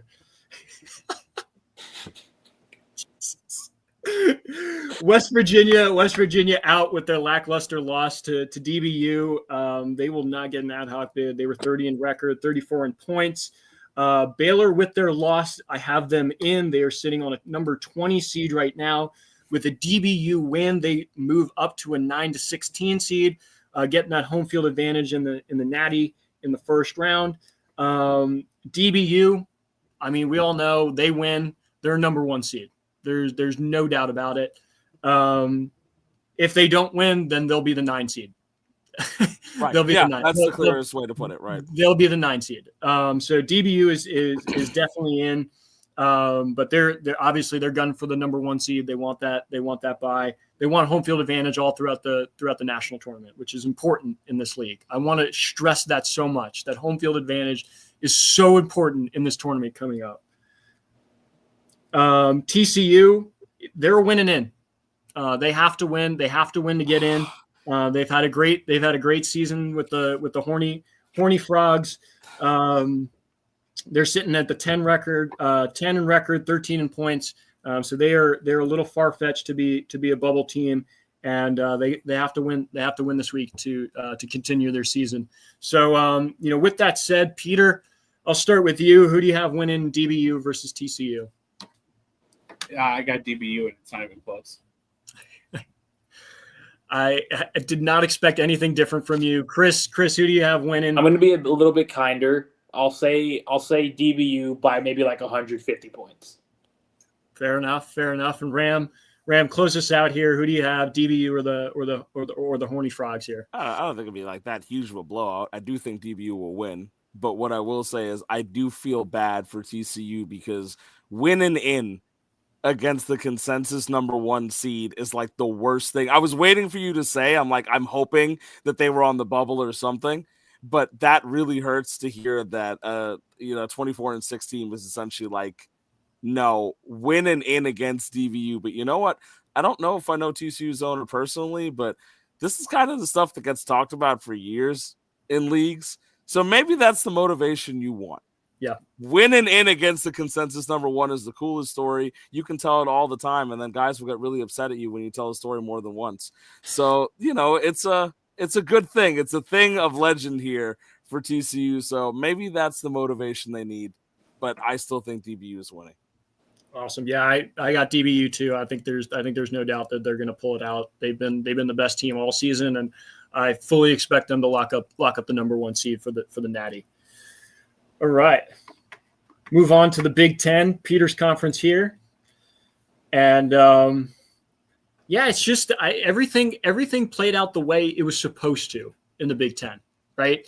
Indiana State taking care of Colorado, huge win, almost 400 points. They're moving on to the conference championship. Penn State taking out Wisconsin, and the 2 teams that you thought were going to get buys from the Big Ten are going to get buys from the Big Ten. So, and that's just it. And that's just it for the Big Ten. The Big Ten will have 2 teams in the conference.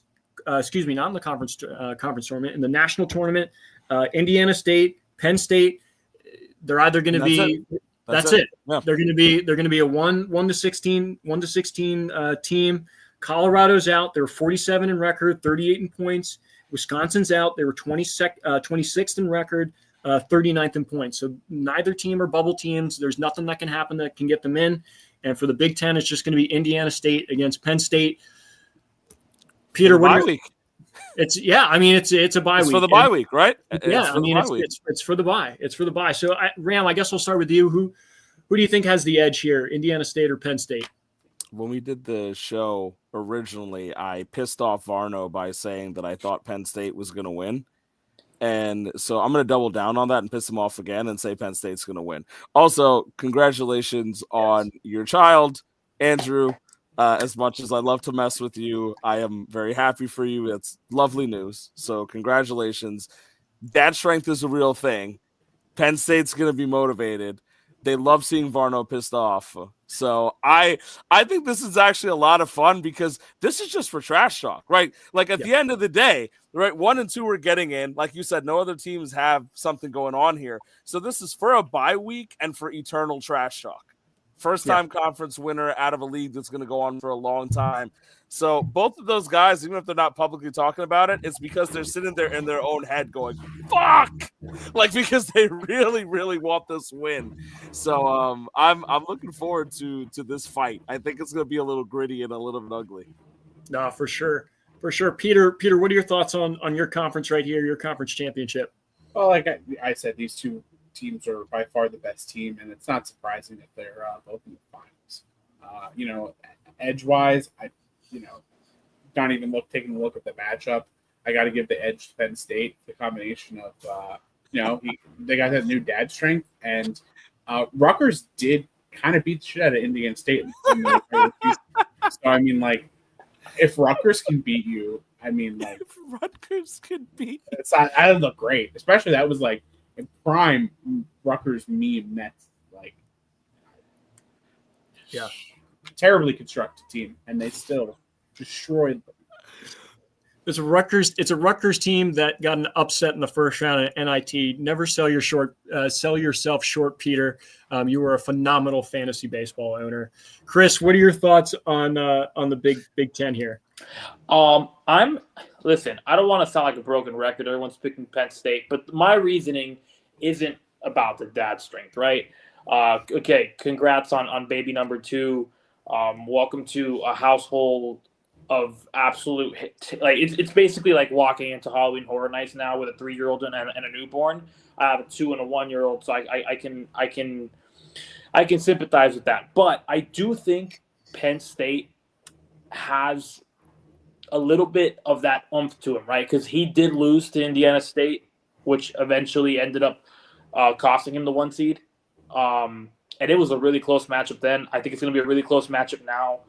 They scored similarly last week, right? It was about a 65, 70-point difference. But give me Penn State. Okay, the final pick, Chris, is Penn State for you. Yeah. Peter, who's your final pick here? You know what? I was going to pick Penn State, but Varno in the comments because excellent point. If Varno wins the national championship, I will absolutely put that on my resume that I destroyed the national champion. So give me Indiana State here. Are you going to put it on your professional resume? Yes, absolutely. It's going to be in my bio of my LinkedIn. Beat the national champion in CBL League 2025, and they'll know exactly what you're talking about because they subscribe to this channel and they watch our content. If they don't, it's their loss. My actual boss does subscribe to this channel. So if you're watching, hi Ed. Thank you, Ed. Ed, you're the best. We love you, Ed. Thank you for watching, and thank you for managing Peter throughout the day and giving. Oh yeah. All right, Ram, who's your final pick for the Big Ten? At risk of Varno trying to community strike us and get us taking it off the air, I'm taking Penn State. I am also going with Jerry Sandusky and Penn State. Yeah. The worst possible rep to take out of that. Good job. I had Penn State winning at the beginning, and I'm just gonna keep rolling with them. Anyway, moving on to the Big East and moving away from the Big Ten. Oh my God! The wheels are not falling off here. Let's go next. I just want to be clear. That's a big part of why I physically cannot pick Indiana State. It is not viable for me to like if people are happy when the Pacers win, I can't pick you to have good things in life. It's just not in me. My blood won't flow through my body if I do it. But Luke, this is your conference. Yeah, you commissioned this conference, my friend. do. I am so darn proud of this conference. URI taking care of business, beating SUNY Binghamton. We'll talk about SUNY Binghamton a little bit later. A little bit close to home for that loss, but good job by URI taking care of the win there. I don't know. I don't think I have the breath to talk about this next matchup because this is just something came down from the high heavens and just something magical happened here. Some kind of miracle came together and said, Ram, you are going to the national tournament. You are going to the national tournament because Vegas, what was Vegas? Zero. Vegas Zero. 0% chance to make it to the national tournament. And here you are beating not only Bryant, but also beating Butler. So you're beating the 3 seed and the 2 seed, making it to the Big East championship. And by making it to the Big East championship and URI being there, you have the bid from the Big East for the regular season locked up. So, Ram, how did you do it? How did you pull off this feat? A lot of Brett Beatty hate, and I'm really proud of that. It gets me a little emotional to think about it. Not how bad Brett Beatty is, but the dedication that I had to hating him and messaging Peter about it because it was really special. Okay, I will say first off, the 0% odd thing was just really funny to me because I read that, I remember in the beginning, and I was like, all right, that's fucked up. I'm like, you should at least give me 0.25% or something. Scroll up there for a second if you would. They gave SUNY Oneonta. They gave SUNY Oneonta 2%. There was more of a chance that Oneonta was going to upset Rhode Island than I get anywhere close to this.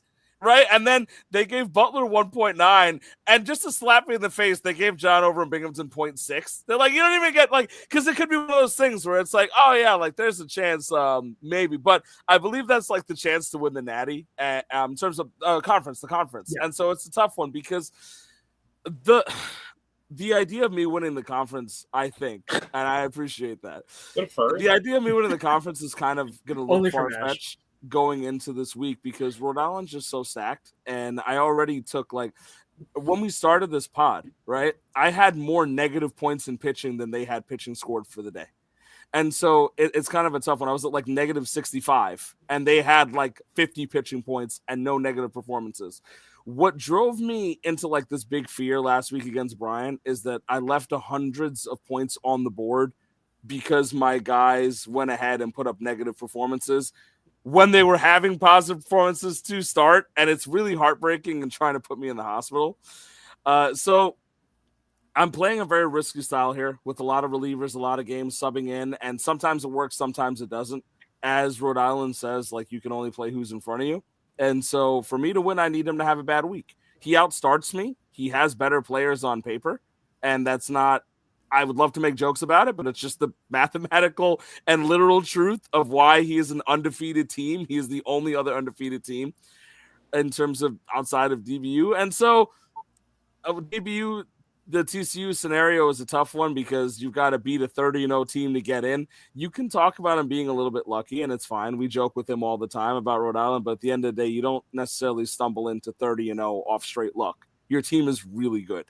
And so I would love to pull it off just because it would lead to me like ripping my shirt off and cutting probably my favorite promo of all time.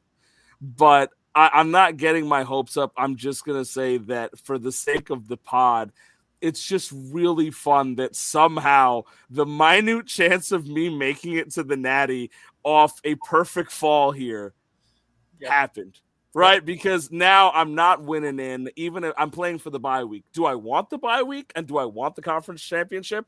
If you've known me for 5 minutes, you absolutely know how I feel about that. And of course, I'm going to set my lineups and try, and I'm going to hope that they can pull something off, right? But I am grateful for the fact that in a couple weeks I can still make content from the sake of being in the Natty. And I realize that there are a lot of teams out there that might hate my ass right now because of that, because their conferences didn't vote that way. And I do feel bad for them because there were teams that finished ahead of me that are going to struggle to get in or may not get in. But it was fun. I mean, the idea of at least saying I beat the 3 seed and I beat the 2 seed to move on. Beating a really good team and a good owner in Eric for Bryant, who I respect very much, and I like him as a person. It was fun. It was absolutely, it's fun and it's crazy. And I'm already down in this week's matchup because I have negative points. I got like a beautiful negative 50 from Martin over in Baltimore because of the Phillies, which was kind of like that's beautiful, right? But yeah, I'm gonna live and die with the Mets pitching staff. So let's hope they have a really good week and learn how to pitch again. And either way, again, I can't say it enough. It's just going to be fun to make it into the Natty during the inaugural season for the CBL. And I don't know how the hell it happened. I think I want you to get the bye, and I want you to win the Big East for the very least. That for the next year, 2 years, 5 years, 10 years, 20 years, Peter and Chris are just going to hear about it. Like, and that's just. And that brings me joy. That brings me joy that they have to hear about your success, because Ram, you are a great fantasy owner. I mean, you came into ABA, won the first year. I know Chris is rolling his eyes, and I love it. And I want to see that same success in the CBL. So I mean, again, hats off to you and UConn for making it to the Natty. Let's keep it rolling. And maybe get the win in the Big East and get that bye. Before we get into final thoughts on the Big East, I do want to go through some scenarios here. Bryant with the loss, they are fine. They are in. They do have a record bid, and they are looking right now at the 19th seed. They will not fall into the 1 to 16 seed, obviously, because UConn and URI are taking that for the Big East. We talked a little bit about Butler last week. And we'll talk a little bit more about them in a little bit, but they are a bubble team right now. And SUNY Binghamton, with the loss, they are not out. They are a bubble team right now. We'll talk about them in a little bit and what needs to happen. For UConn, for you, Ram, like we talked about, it's win, get a bye, lose, get home court advantage in the first round. URI, assuming that DBU wins, which I think we all had them unanimously, URI is going to lock up the number 2 seed in the tournament, and they are well deserving of it. They've worked their asses off this year to secure that. So it's either the 2 seed or the 9 seed.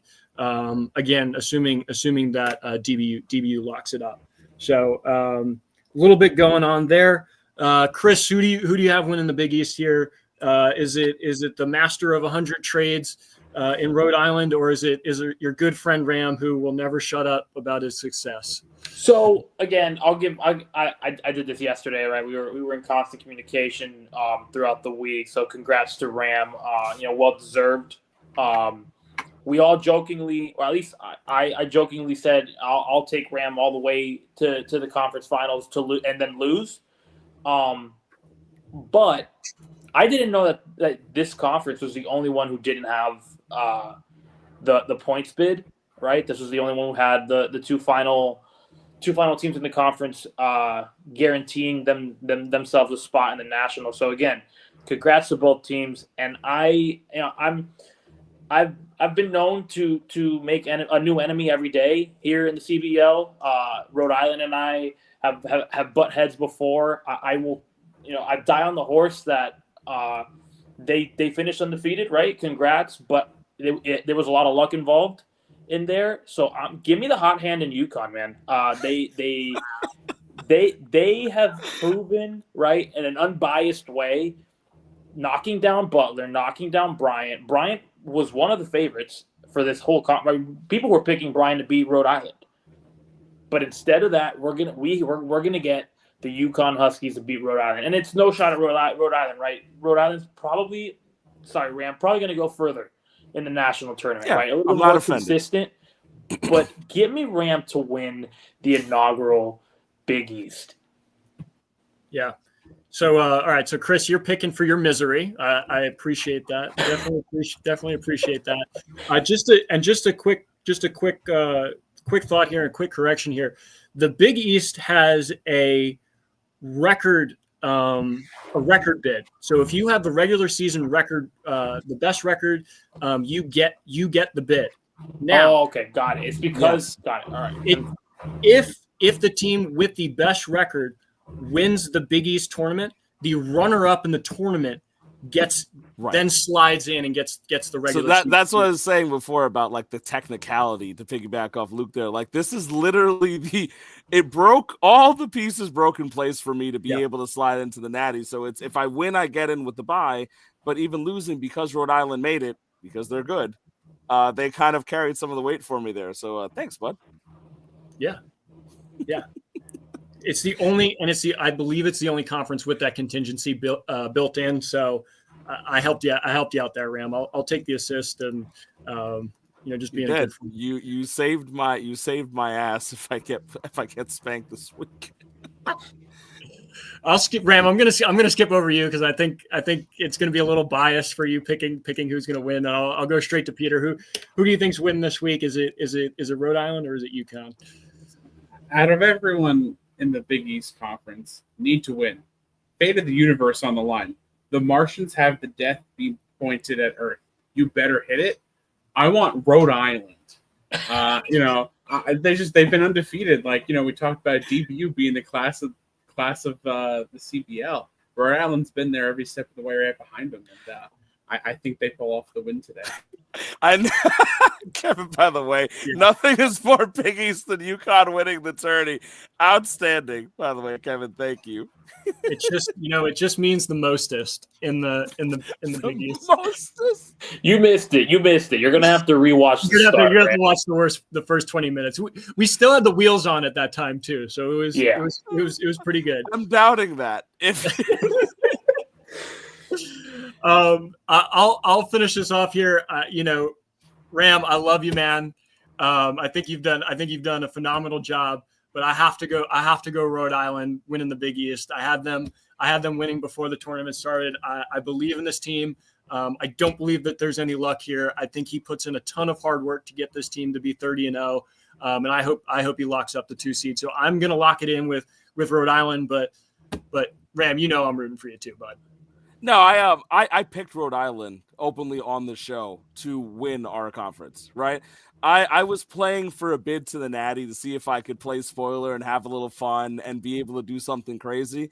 And I got there, so I'm happy. And the team might also be laxing because of that. They might sit there and be like, listen, we did the work. Like, now we're gonna get our asses kicked by Rhode Island.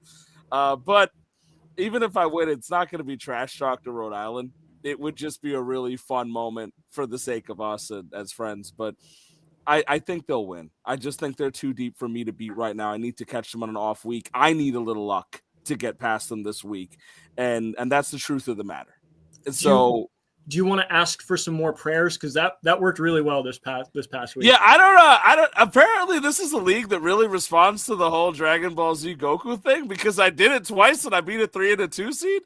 So I don't know if I need to. The floor is yours right now. I suppose if I don't know how much energy they have to spare left, man. We already pulled off a 3 and a 2 upset, so I don't know if it's gonna work that way. I don't know how many times Goku gets to use the Spirit Bomb in Dragon Ball Z. I know at least a couple times. I don't know about a third. So save that energy for the national. I was gonna say. That's what I'm like. Maybe we've got to pull, but because I've got getting to the Natty was the job.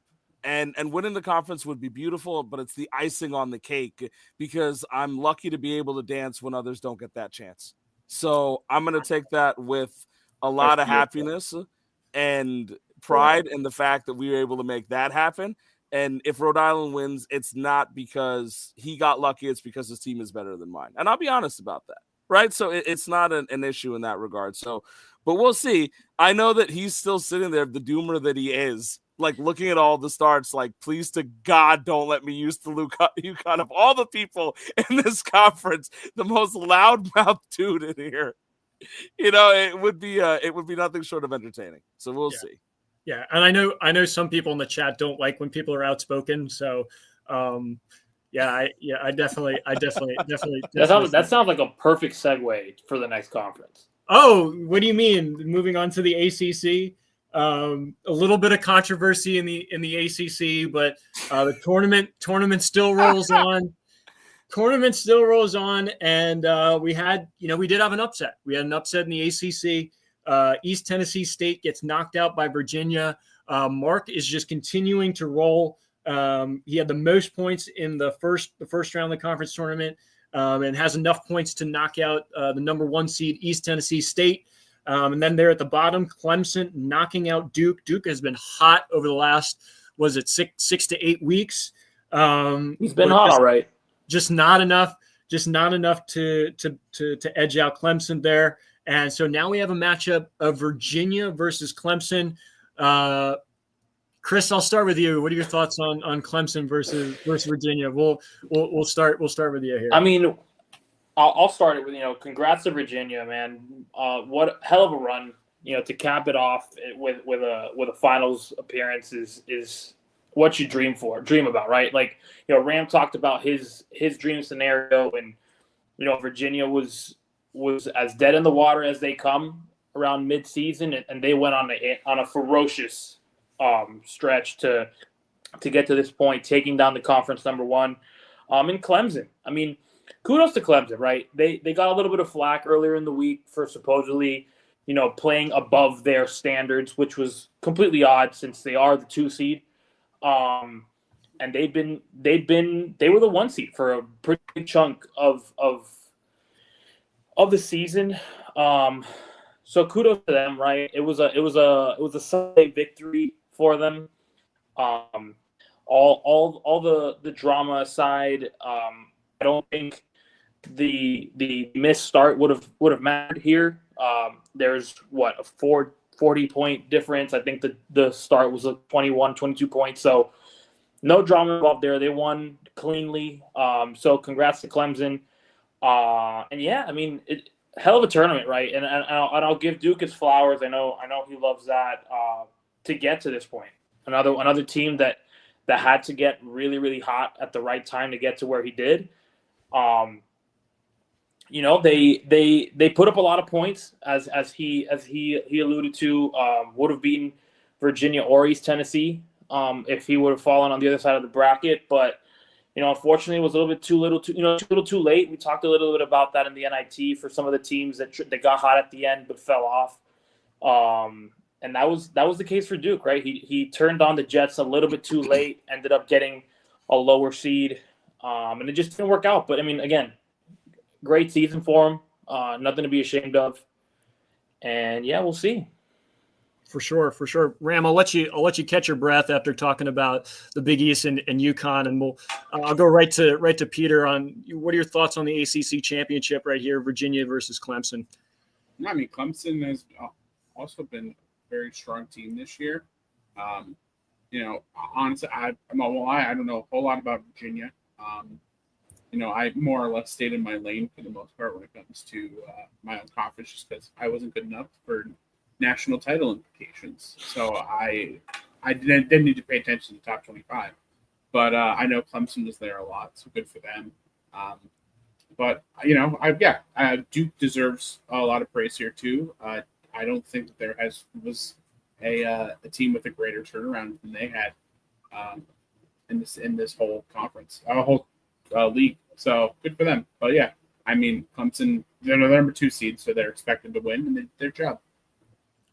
Yeah, and I'll echo that too. I mean, Duke has done a really great job turning that team around. I think a lot of people had them out towards the middle of the season, and they just like Rhode Island, just like DBU, just like you, Chris, and just like you, Ram. I mean, worked his ass off to get that team around, and I think a lot of pieces fell into place for him as well. And it sucks. It sucks to see him get knocked out. He's a very good fantasy owner, and hopefully we'll see him next year. Full guns blazing. For him, yeah, he's out. He's done. He's Duke is a 40th record, 35th in points. So there's no ad hoc bid for them. Frankly, there's no ad hoc bid for the ACC. It's been a little lackluster from the Atlantic Conference. And that speaks to the national championship here as well. Virginia, Clemson, it's winning in for both. It's either you win this matchup or you go home. Virginia's 31st in record, 28th in points. Clemson is 23rd in record and 20th in points. So again, no shot in an ad hoc bid there. East Tennessee, with their loss, they are still guaranteed a spot in the conference tournament. They will be a 9 to 16 seed. We'll see where they fall. I imagine they're probably going to be falling towards the back end of the 16, toward closer to 16 than 9. But we'll see how that all shakes out. So yeah, Virginia, Clemson winning in, Duke out, Clemson, East Tennessee State will be dancing next week. We'll do final picks for the ACC here. Ram, who do you have winning, Virginia or Clemson here? Yeah, I'll say give me Virginia here, man. I mean, I picked them early on because Virginia and Duke were the hot teams, and we said that the seeding in this division might have mattered the least compared to the rest because there was a lot of just teams about the same skill level. And somebody had to rise to the cream of the crop. It happened to be Virginia in this case. Duke with the tough luck loss, putting up more points than a lot of teams this week and still losing to Clemson. But I think that might have been Clemson's big hurrah to knock that out, and I think Virginia might be able to sneak this one by. I'm also rooting for them, so I think this one comes down to Virginia winning, and they're going to secure their bid to the Natty. Chris, who do you got winning the ACC here? So I was going to say, Clemson has really picked up some steam here these last 2 weeks, but even still, I like Virginia's continued momentum here. So give me Virginia. But I think this is going to be a really, really close matchup. I think Clemson has the firepower to definitely win. But I'll take the momentum on Virginia's side. Peter, who do you got here? I have Clemson going on this one. I just think Virginia wouldn't have won with their 700 points last week against them, and I think that carries over. I think Clemson has a stronger week, and they win the ACC. Sure. No impact on bubble teams for this matchup, so I can kind of go with an emotional pick here. I have never been a fan of Clemson between Trevor Lawrence and Deshaun Watson. Just not a fan of the program. Give me Virginia beaten down on Clemson. I think Clemson with 973 is an overreach for last week. I think you're going to see smaller numbers from them this week, and I think Virginia can capitalize on it. Go Mark, go Virginia, get the win, get the ACC, get to the dance. Let's go Cavaliers. All right. I don't think we have any conferences left. I think that's it. That's I it. think we none of importance left, and I think we can kind of just go to the bubble teams. Unless Chris, you think there's any other conferences left that are important to talk about? I think we covered all of them, right? Maybe we covered the most of them. Most of them, but maybe we just all the important ones. all the important ones. We can kind of glance over the American Conference. I don't think there's anything important going on here. Nothing of note to happen here other than Chris beating FAU almost by 50 points. I know you were sweating a little bit on Sunday. I was getting some texts from you, but you were able to pull out the win and edge out FAU there. Delaware with the upset over Columbia, 7 seed beating the 3 seed. Big win there. Very close matchup to the end. But UDEL continues to roll here. And so we have another higher than 6 seed playing in the conference championship. It's going to be number 1 FAU against number 7 University of Delaware. Chris, this is your conference, so I'll let you kick it off. What are your thoughts on Delaware this week? Again, kudos to them. They're the only. So they are the 7th seed, right? That we're aware of, but they're the only 7 seed ranked in the top 25, right? That's something that I don't think we can kind of just glance over. They're a really good team. I played them really early in the year. I believe it was week 2, so they were my first win of the season, and I hadn't really been looking at their roster up until last night. They have a really interesting strategy going that I shared with you guys yesterday, and I'll share for the live. Sorry if I'm ruining your strat for the Natty, but he made a lot of interesting claims yesterday when waivers ran. Got a bunch of spot start relief pitchers that were pretty much massively available to everyone to combat with the start advantage that I had prior to. Before the waivers ran, I think I had about a 4-start advantage. Now I think it's a 2-start advantage on his side. If he were to call all of those minor league relief pitchers up for their spot starts,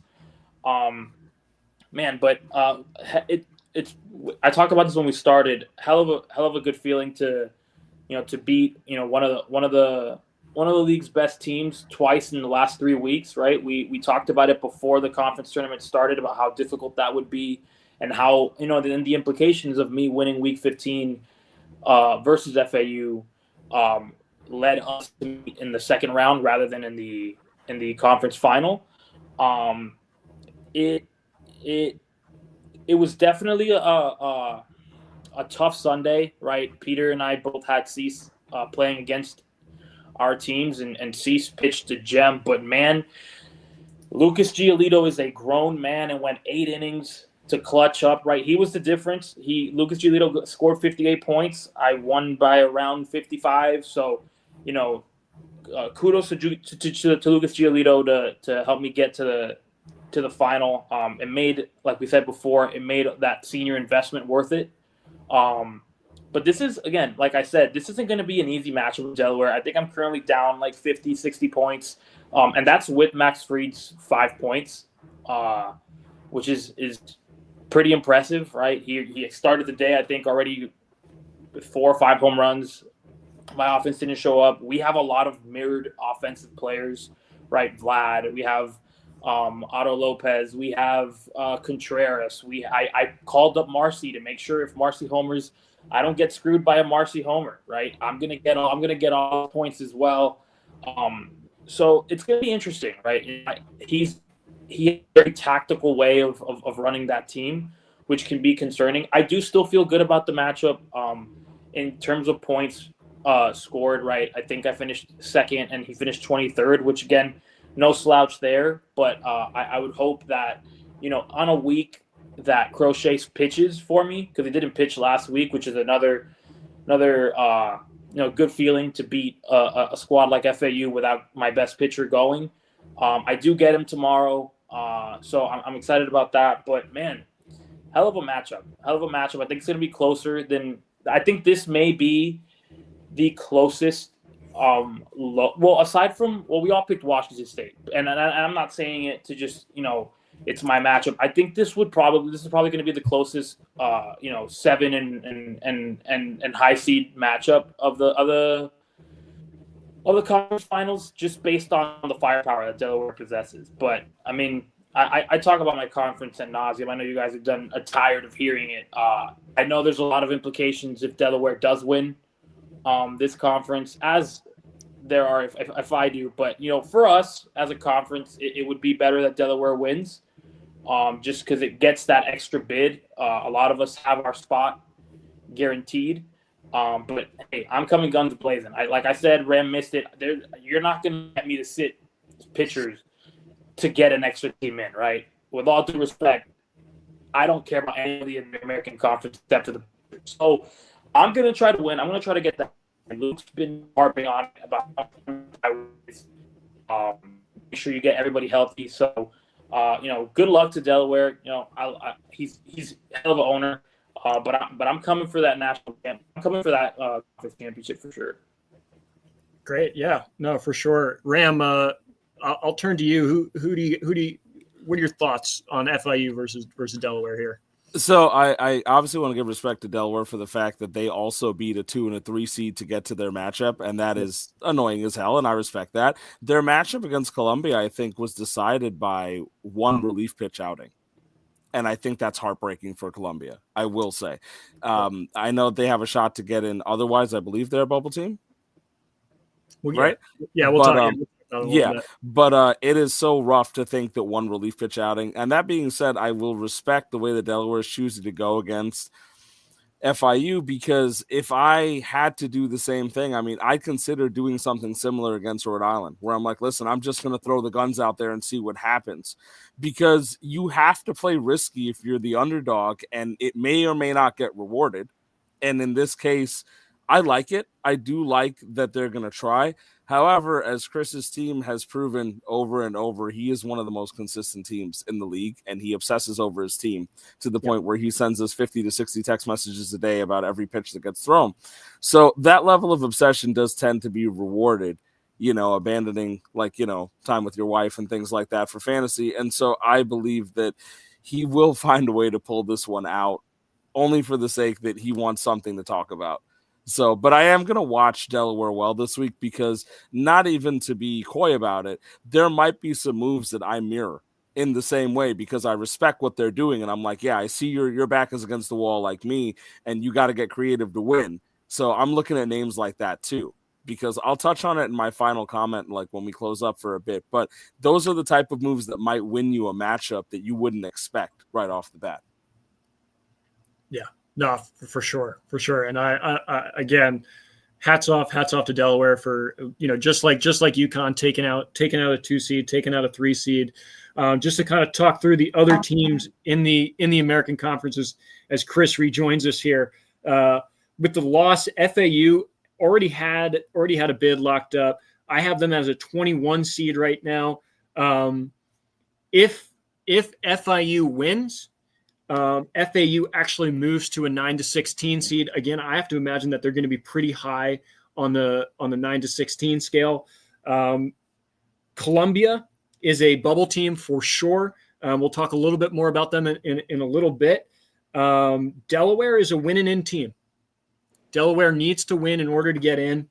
They've had a great season, 20th in record, 10th in points. That's not going to be enough to get them an ad hoc bid for either record or points. So they have to win the conference tournament to get to the dance here. And FIU, Florida International here with Chris. You already have the 9-16 seed locked up. You have the regular season bid for the American Conference, but a win does get you a first-round bye. I'm not going to ask you the question if you're going to blow it because I know you're going to be. I know you want that first-round bye. There's no question that you're going to be not sandbagging here and putting the best team out there to beat Delaware. My question to you is, how would you feel? I mean, how would you feel about losing and one of your biggest rivals throughout the season, FAU, falls in that 9-16 seed? And I don't want to give him too much credit, right? I'm a very competitive person, and I don't want to diminish this matchup between Delaware and myself, right? But I really wanted to get that win. I really wanted to get that win because I know his team's going to be better than mine next year. It's not even going to be close, right? So I have a limited amount of my window to beat him was small. I had two matchups with him in the last 3 weeks, like I said, and I got out of it. FAU being a 9-16 is, of course, they earned that, right? They've put up again, as much work as anybody, right, to build a team that can win a national championship in the inaugural season and also win it next year, right? And maybe even in the year after that. He's got a really, really young, very talented team. But at the end of the day, I would love to face him again in the national tournament, one way or another, to get that matchup done, get that nice little three-peat. And run that risk, right? I don't want to lose I don't want to be eliminated, right? With FAU being the team that does that, but you want to play the best, right? And I think, seeding aside and everything else, I think FAU is the second best team in this conference. But again, Delaware, if you guys haven't checked the roster, if you haven't looked at them, he's a really talented team. So I'm not counting my chips too early here. In this matchup, but I want to win. So for sure. And Chris, as I guess the host of the show tonight, I'd almost be remiss not to ask you this question because there's been a lot of talk in the chat today about your team running out of steam. What do you have to say? What do you have to say to those people who are saying that your team is running out of steam? It's not built to last the whole season. I'll give you some time here, maybe a minute or so, just to respond to that. Listen, we've been coasting for a while, right? We knew we had this Natty bid for a really long time, right? I mapped out the schedule, right? I told the guys, listen, I gave Crochet the day off, right? I didn't need him last week. I won by 50 without Crochet. I told him, listen, let's get some rest. Let's limit those innings. We're not running out of steam. We're just trying to play our cards right? This is a team that's it could beat you with the bats, it could beat you with the arms any given day, right? Tomorrow I think is like a 6-7 start day. I'm not too pressed about the probably the lowest scoring team out of all of the teams remaining in the conference tournament right now. At least last I checked. It's not really. I'm not stressed about it, right? And in Delaware, at the end of the day, do you think that the Panthers are scared of blue chickens, right? Like, let's call a spade a spade. I don't even know where Delaware is, right? I couldn't point to Delaware in the map, and it's not because I don't know the map. I just don't know where Delaware is. I don't even know if that's a state or a city.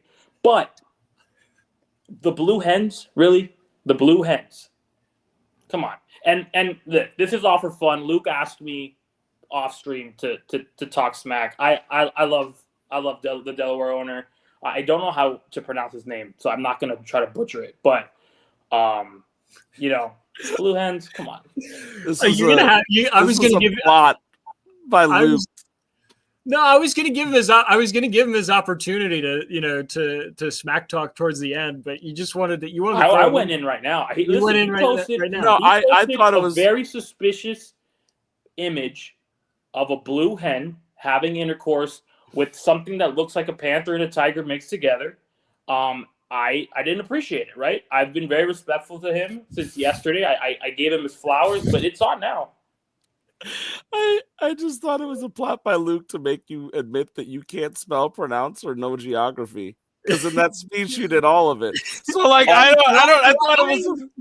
I'm gonna address that in just a minute, but let's move past that for a minute. That Chris doesn't know geography, and I'm not from here. I use the GPS to go to my barber. All right, Peter, you've been very quiet on all of this, and I'm gonna skip Chris because I already know who your pick is for the American. Peter, who do you have for winning the American Conference here? Because it really means the most. Well, now that Chris is done sucking off the American Conference, what this matchup here reminds me of? It reminds me of the age-old tale of, is Joe Flacco elite? It's a conversation we've all had. But then when you think about Joe Flacco, you remember where he went to school. Chris, since apparently you don't know geography, you may not know where he went to school. He went to Delaware. I don't know if you knew that. And if there's one thing that everybody knows about Joe Flacco, he's no pussy bitch. And neither is Delaware. Delaware is going to win this game, and they're going to win the American because it means most in Delaware. Do they know it means most in Delaware? They do. Absolutely. They do. Sure. Ram, who do you have winning the American Conference? If they had internet in Delaware, they'd be really upset right now. Damn it! All right, you guys need to be better about this. Now, would they be upset? They would. I'm their champion. I like that. You know what it is, Chris, and I'm starting to realize this. Peter's upset that we're still out there playing games, and he's taking shots at us. He's trying to knock our teams down, and I got to deal with this now. To be fair, I also lost. I picked. That's not true. You weren't here. I picked. Not only did I pick Luke to win next week, I declared them the Cinderella of the NIT. Oh, I know. That's why I didn't mention Luke just now. I looked at Chris and I said, that's me and Chris. I know that's not towards Luke. I know it was towards me and Chris. So I was like, I'm starting to get this. And for what it's worth, I do think Chris is winning. But like I said, I'm going to keep very close tabs on the Delaware roster moves because there might be a strategy or two I might be able to borrow or run a trick play on Rhode Island. See that type of thing there. All right. Well, I'm gonna go with my pick for the American Conference. CBL odds for FIU, it was 61.9. Vegas odd 42.8 to win the American Conference. I had them winning the conference.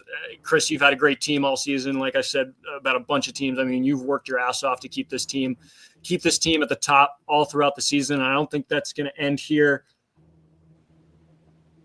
Until I found out you don't know geography. And I can't put my faith in a man that doesn't know where one of the 50 states of this fucking country is. I am going Delaware. I am going the Blue Hens, the Blue Chickens all day, upset. I don't give a shit what the implications are. I hope Delaware beats your ass this week. Go get a geography book. Go get a fucking globe and figure it out, man. Chris isn't even from the 50 states. He's You're territory. You live here now. You live here now. I live so far away from everybody. I am in South Florida. We know. It takes me 10 hours to leave my state. Oh, I'm in Florida. Oh, I love the Panthers. I didn't watch hockey until 5 seconds ago. Nobody cares.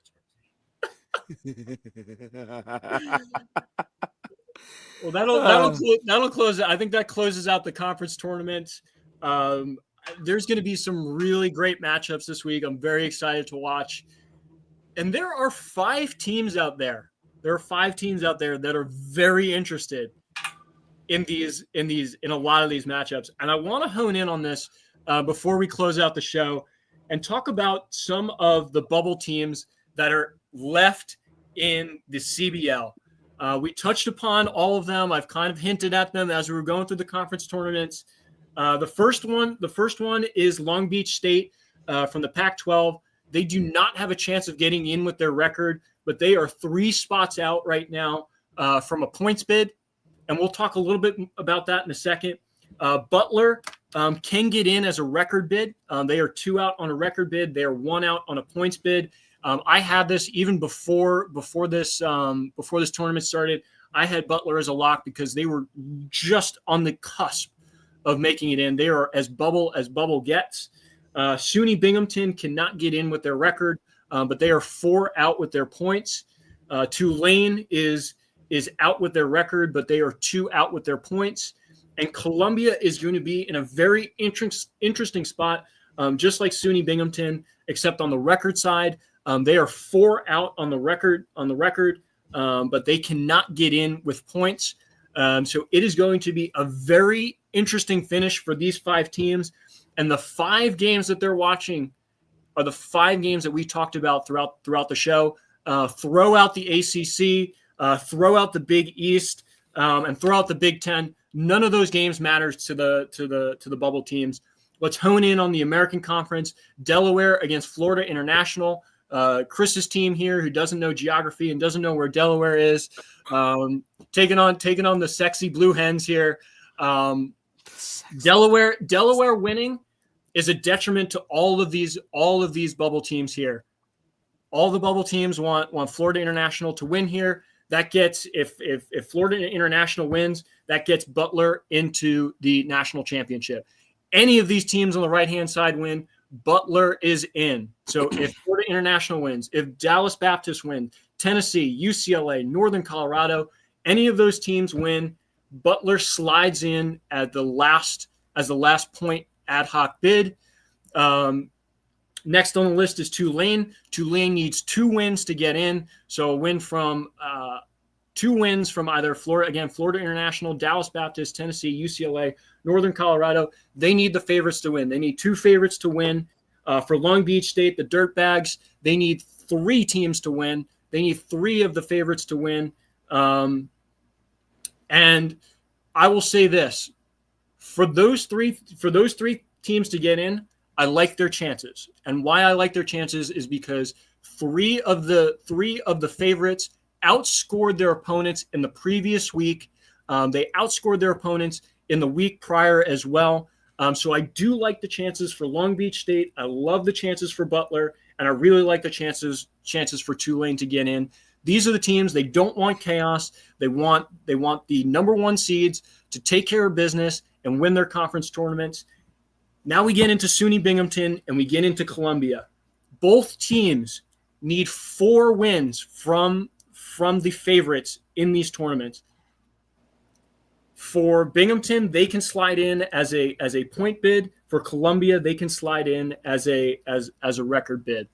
For Columbia, they need UCLA to win, and they need Delaware to lose. For Binghamton, they need any of the four teams to win. So a little bit better chance for Binghamton to get in than Columbia. But again, both of them need the 4 wins. Gentlemen, what are your thoughts on the bubble teams? Any comments for them on what they should be looking for? I know, one person in the chat here holds the fate for some of these teams.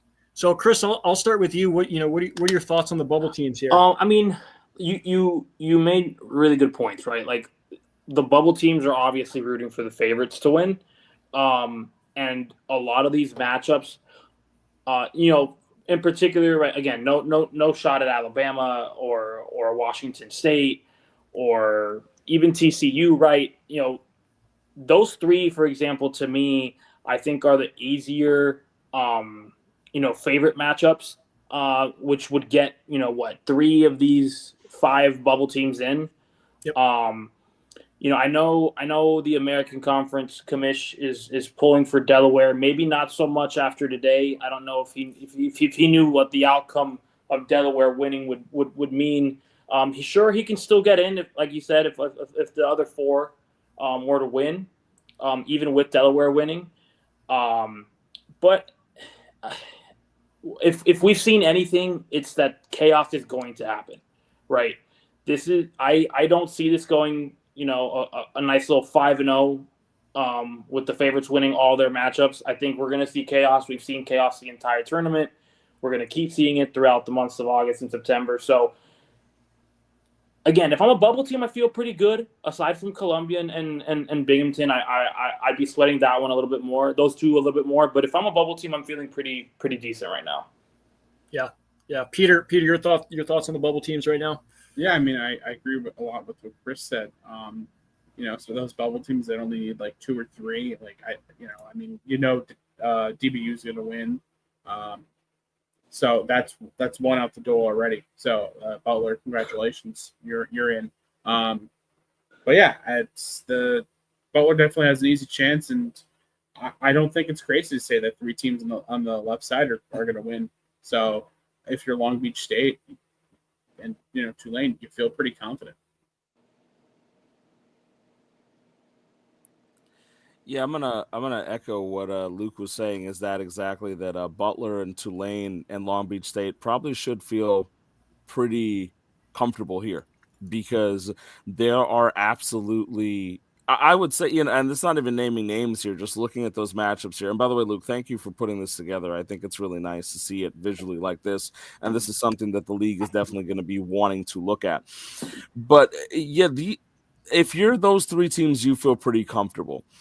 Columbia, my heart goes out to so much, because of the idea that, again, you lost your matchup on like one relief pitch outing, and now you're in a situation where you have to hope that 4 of the favorites win, and you have a specific need because of the record for them to win as well. So it's a tough one because they've had such a great year. And of course, I'm in the Big East with you, Luke. So I would love to see Butler and SUNY Binghamton manage to get their way in, because then Chris would never hear the end of it from you, and he would just be really annoyed. Yeah. So we're already making some magic happen over there. So I would like to see a little fun there, if only to take off Chris. But I agree with the sentiment that I think as a bubble team, these top 3 in Butler and Tulane in Long Beach, that they can breathe a little bit. With Binghamton and Columbia, they're going to be watching the matchups, regardless of what they say. They care about this. Yeah, and I agree. I think if I'm looking at the matchups, I think DBU and Tennessee can definitely take care of business. And I think of the 3, I think at least Florida International, UCLA, and Northern Carolina will take care of business as well and lock up the spot for Long Beach State, Butler, and Tulane. Just kind of an additional thought here. And I know John is my friend, and he's a friend of the show. So I'm really rooting for SUNY Binghamton to get in. I know how hard he works on his team, and I'm really pushing for him to get in. And same thing with Columbia too. Steven is one of the OGs to BDS. Always a part of Ash's different leagues. Very intelligent guy, great fantasy owner, great to talk to as well. So I hope he makes his way in to the dance as well. So I'm pushing for all these bubble teams, because it adds a little bit of chaos. It still does. It still adds a little bit of chaos of these guys sliding in.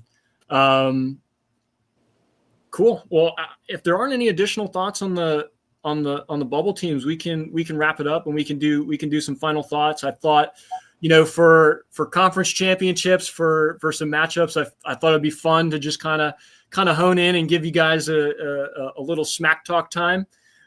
Chris, I guess we could start with you. You want to give some smack talk to Delaware? I know you already started. Listen, I've said enough. Why am I on the big screen, Luke? Come on. I've already said enough.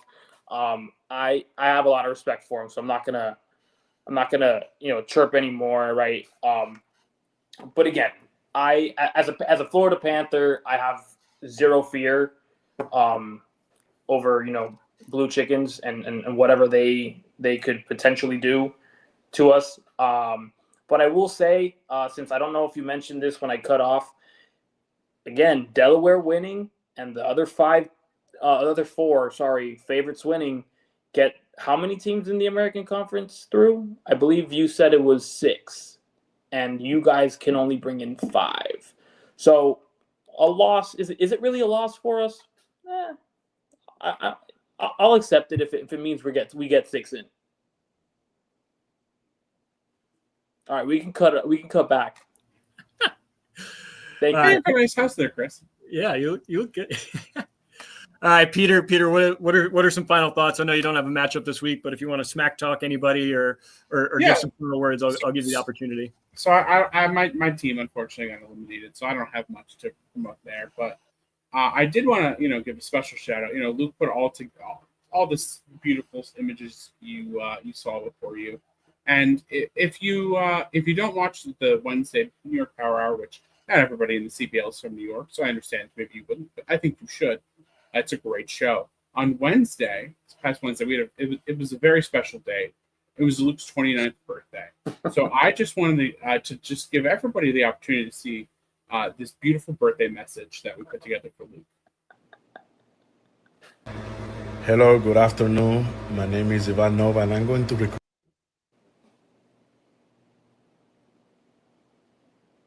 Did it die?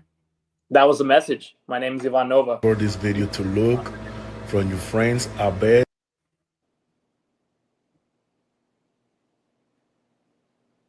Oh, no. Damn sport. It's a privilege for me to take the minute The wheels have definitely fallen off. and wish you a happy 29th birthday. It's definitely killing the joke. I hope this one is one of the best birthday. The suspense is killing me. Your life, you can enjoy with your family and your close friends. We need this in the chat. People need to be able to save this. I wonder. It's a privilege, like I say. I wonder if he's going to talk. I wonder if he's going to talk about my jawline. Thank you guys for reaching out. And I also want to ask you, Luke, What's he going to ask me? why your jawline is sharp enough to cut glasses?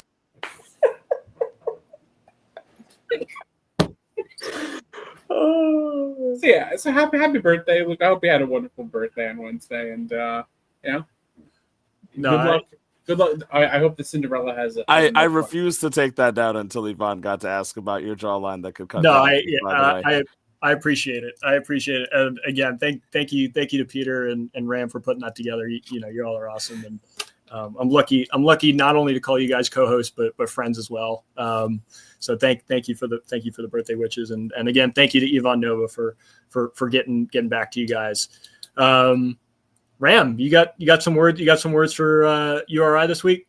Yeah, well, let's knock out a few things, right? So first off, as you saw in the matchup breakdown, the URI UConn matchup does not have any impact on the bubble teams or anything going on there. So you can freely root for UConn without any kind of fear or worry. You can just sit there, no matter who you are. It doesn't really impact you unless you URI. So you can reach out and just say, hey, UConn, I'm rooting for you.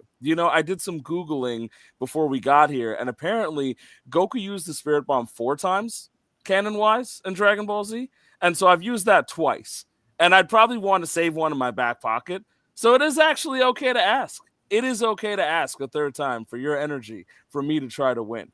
But I have an actual non-joking comment that I want to pull up here, and I think it's just important for me to say. So I was going to lead in and say that, I need to talk about global warming, but there is a legitimate comment that I have to make here. So I'm going to pull this up here for a second. So Warming Bernabel last week scored me 77.75 points. He was a $1 waiver pickup. And statistically, the difference in my matchup that got me the win. And I'm not saying this I love the idea of making global warming jokes here about the idea of hey, let's talk about global warming. It's important because it is, folks. But the actual point here is that a $1 waiver pickup won me this finals matchup and got me into the Natty, right? And so if you're not still looking at the waiver wire and trying, I've had 2 fab for 8 weeks. All right. So legitimately, one pickup can change your entire week. You can see it there. That's 77.75 week. Won me the matchup and I got him for $1.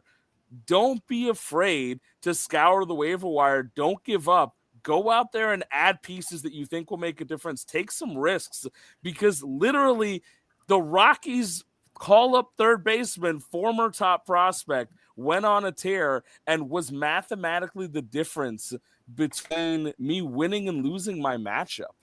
And I think it's important to say because don't give up. That's a legitimate change. It's not some kind of cute motivational speech. Warming Bernabel won me $100 and a bid to the national tournament. Well, not to shill against the Power Hour, but if you've been watching that show, you've known from jump that Luke has said that the Rockies are a great team. They're just the most unlucky team in baseball. So, maybe if you were paying attention to the show, maybe some of you guys could have put in those $1 claims for warming and change jerseys.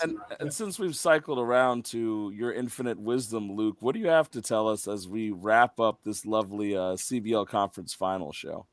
Oh man, I just got some words from Mr. Pink in South Alabama for my NIT matchup. I think you're a great owner, and I think you're a great person, and I wish you the best of luck this week. That's all. Good luck. I almost kicked him off the stage for that. I just want to be very clear. Luke built up so much drama for that you made me talk about blue chickens, and that's all you had to say? No, kill him with kindness. Kill him with kindness. Luke, you want to take us home, buddy? I will. Thank you to Ram. Thank you to Chris. Thank you especially thank you to Peter. I know he was slugging along at the end. I know he's really tired, but I think we got the best out of Peter tonight, and I'm eternally grateful for y'all. I'm eternally grateful for the viewers, all the people who put the comments out there. Please don't forget to like and subscribe to BDS. It costs absolutely nothing. It is totally free, and you get our gratitude, and that means the whole world. So thank you to those who are subscribing. Thank you to those who are going to subscribe. Thank you to everyone who's commenting. Thank you to Ash, and obviously thank you to all. I wish everybody the best of the week and good luck in your matchups.